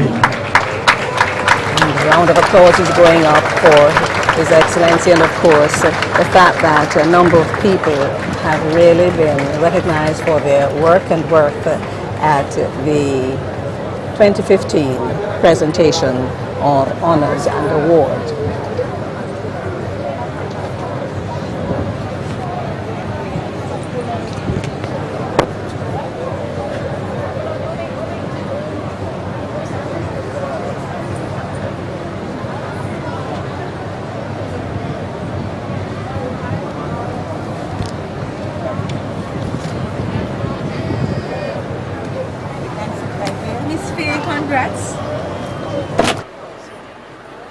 Congratulations to you. We are just putting the... Yes. Could we get you a little... Or could you turn right? Yes.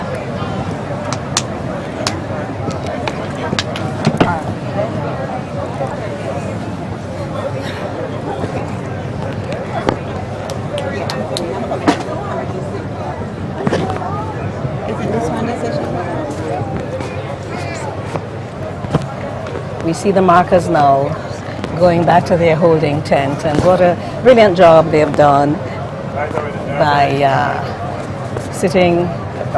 standing in position so that those of us who are receiving national honors and awards could make our way in an organized fashion, knowing where we ought to be, when we ought to be there. In the background, you can hear the band, the Jamaica Regiment Band, and the corps of drums for the march past.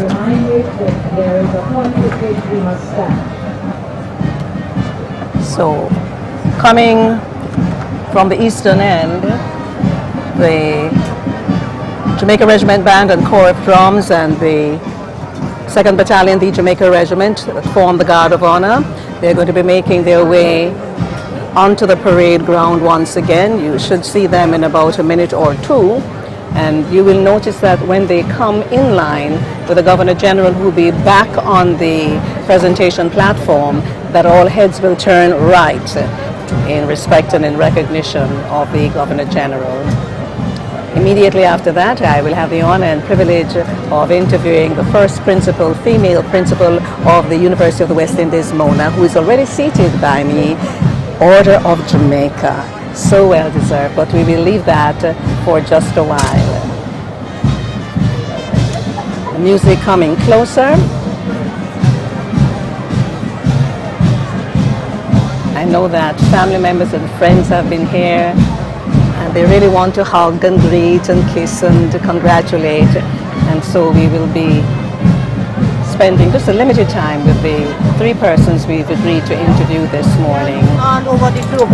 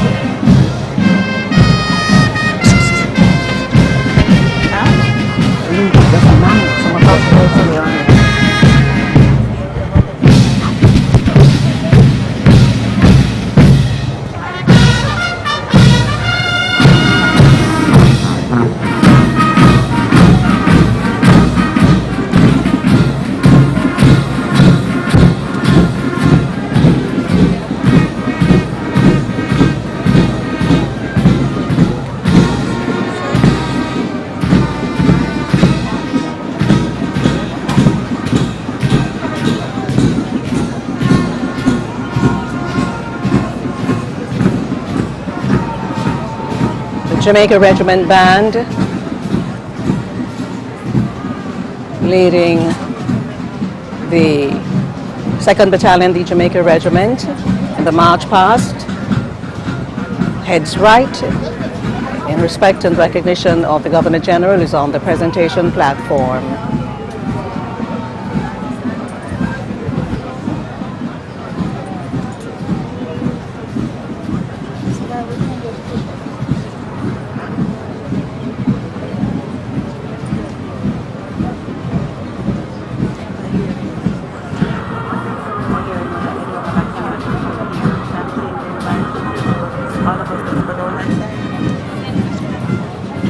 Where the lights will come from. That one's still not working. Turn the camera.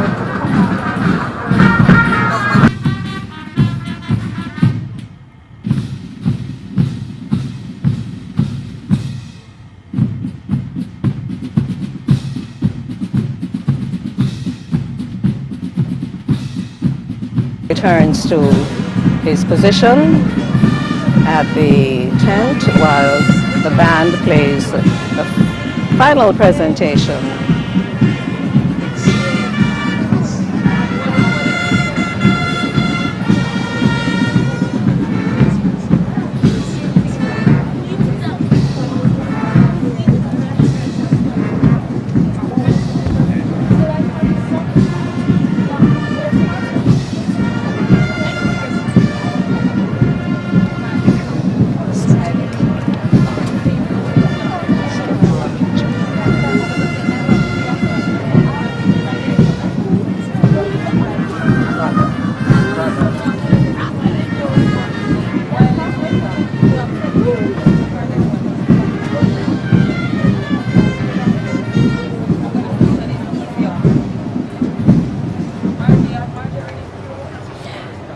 Yes, and we are now at the end of, almost at the end of the...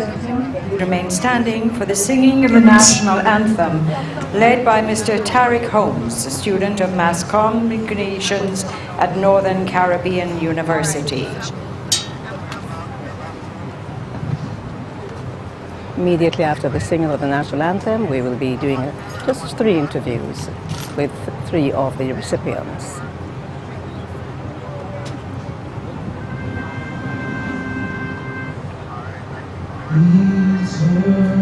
Oh, Father, bless our land, guard us with thy mighty hand, keep us free from evil powers, be our light through countless hours. To our leaders, great defender, grant true wisdom from above. Justice, truth be ours forever. Jamaica, land we love. Jamaica, Jamaica, Jamaica, land we love.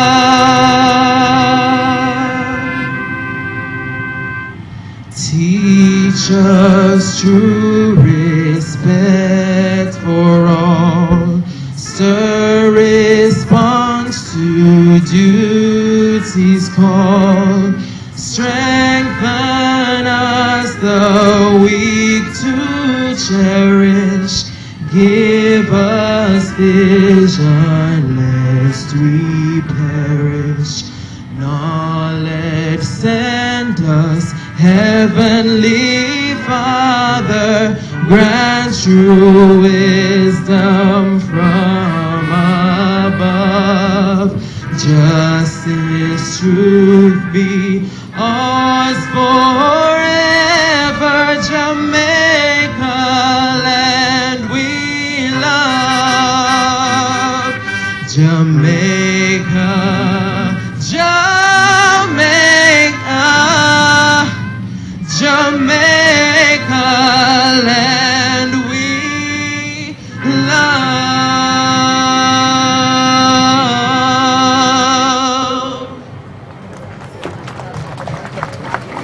And so with the... Ladies and gentlemen, please remain standing for the departures of Their Excellencies the Governor General and the Most Honourable Lady Anna. Also for the departure of the Prime Minister, who is now being escorted to greet the recipients. We are asking that once that is taken place, guests remain in their seats so that the Prime Minister can greet the recipients in an orderly fashion. We do hope that you will assist us by complying with these instructions. Thank you, ladies and gentlemen.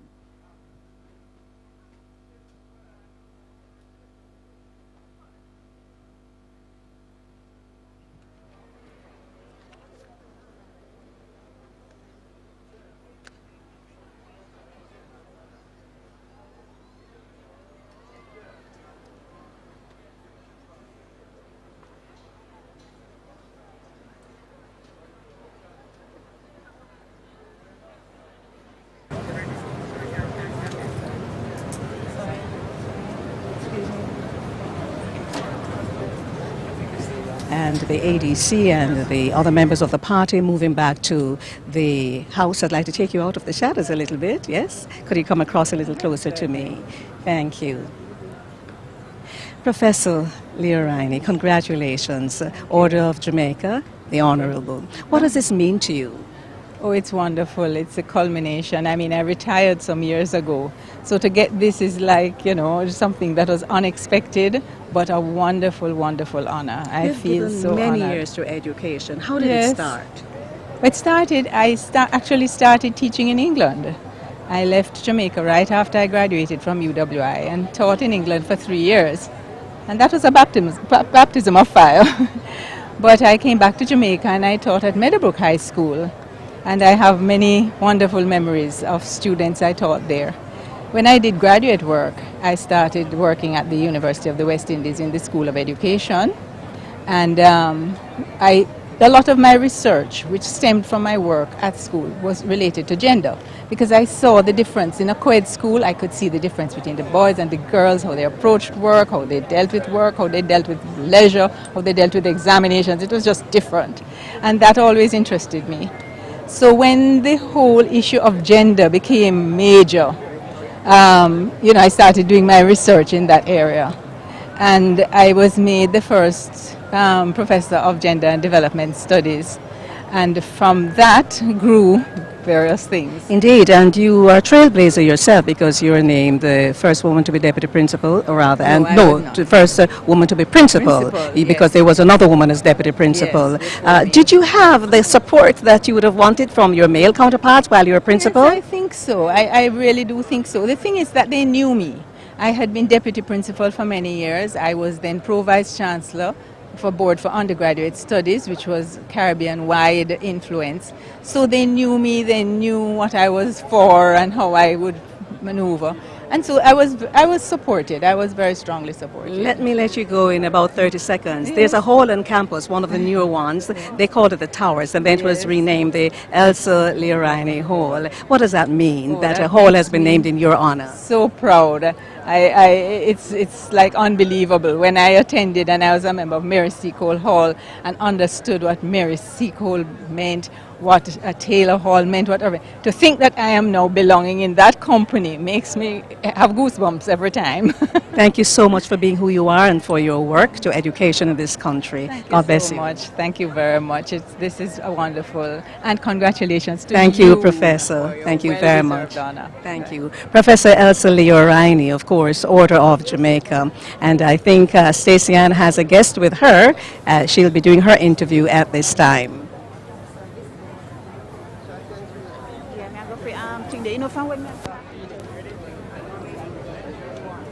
No.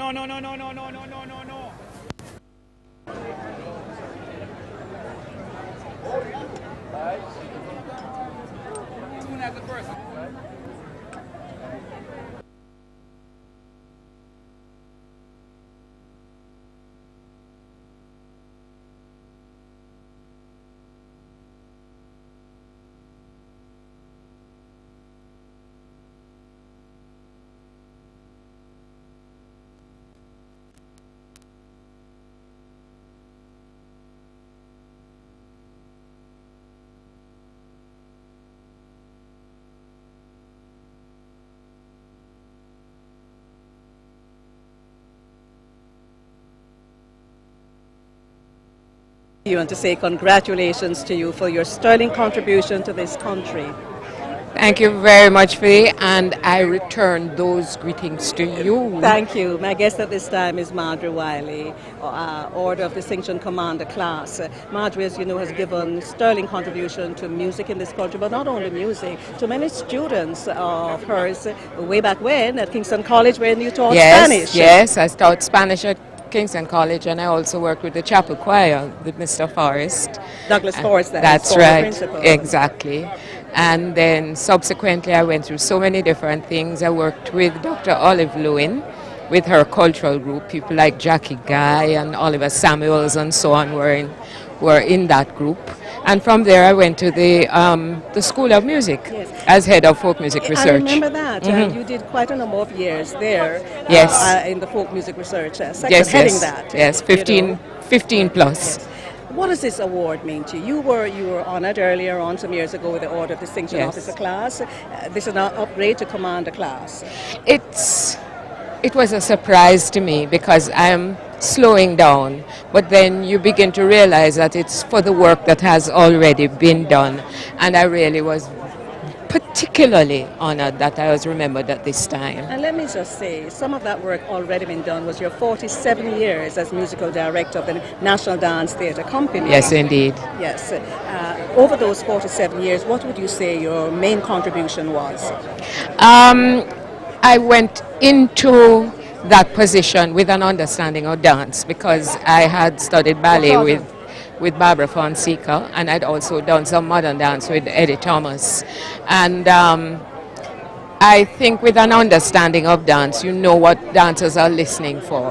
They're listening for rhythm, they're listening for clear counts and that sort of thing. But on top of that, you have to give them an idea of interpretation. The interpretation must be heard in the music, so they can interpret it. And I believe you're working closely with the late Professor Rex Nettleford and his research in folk music forms, and your research in that area yes, would have indeed. Complemented each other and for a number of the choreographed pieces that's right. that he would have led. Yes, and he challenged me.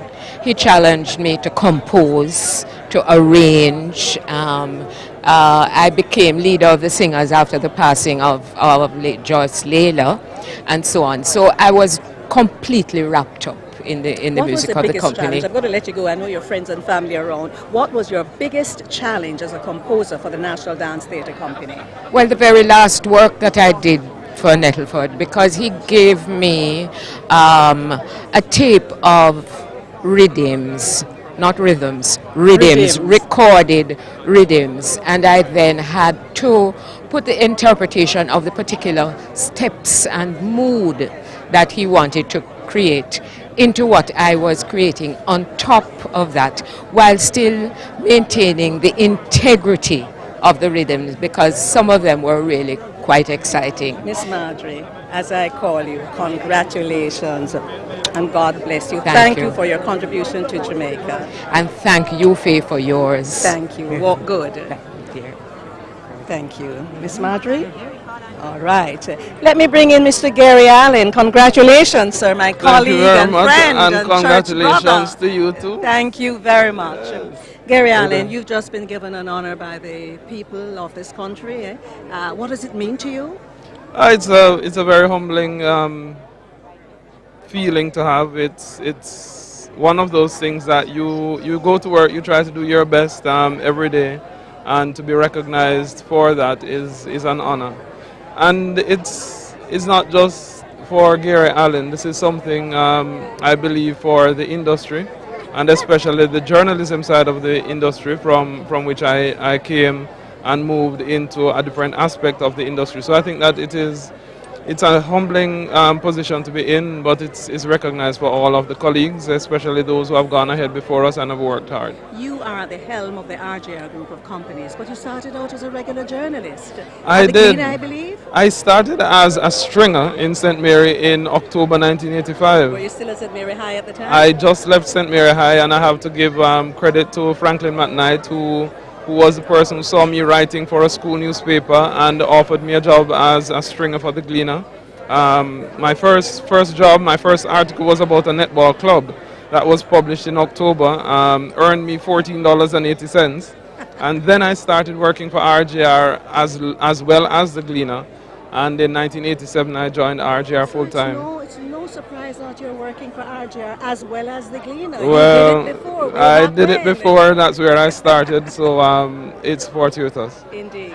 So what do you say to your family and friends in St. Mary, your schoolmates and the community of St. Mary High School at this time? Well, to my family, my mother and my father who are here, my sister who are all here, I want to say thanks for all the support. They have believed in me from day one until now. To my immediate family, my wife, my two sons, who have supported me every day when I go home from a hard day's work. They are there for me. Thank them for the support that they have given. To St. Mary, I've seen so many other journalists come out of St. Mary since I've left St. Mary, and that is something which is truly gratifying.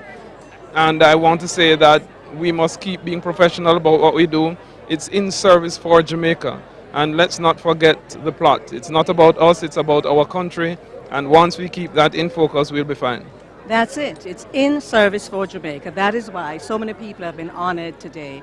222, a few were absent, but on behalf of all of them, we say thank you, thank you, thank you, thank you, Gary. Thank you very much, and congrats. God bless you. Thanks. Eh? Okay, yeah.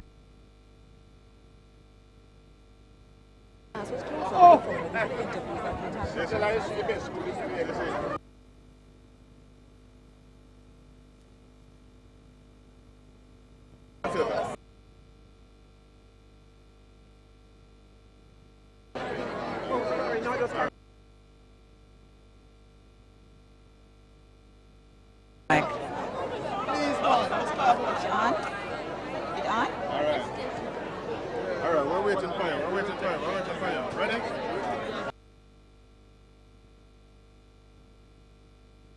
Has been the 2015 National Honors and Awards Ceremony of Investiture and Presentation here at King's House in St. Andrew, Jamaica. It has been indeed, and Stacey Ann Smith has been here as the co-presenter for the outside broadcast. We want to thank the production and technical team provided by the Jamaica Information Service, and of course the collaborative effort between our two television stations here in Jamaica, CVM Television and Television Jamaica. Stacey Ann, I've been threatening you. You're going to be doing this on your own next year. Yes, Faye, I know.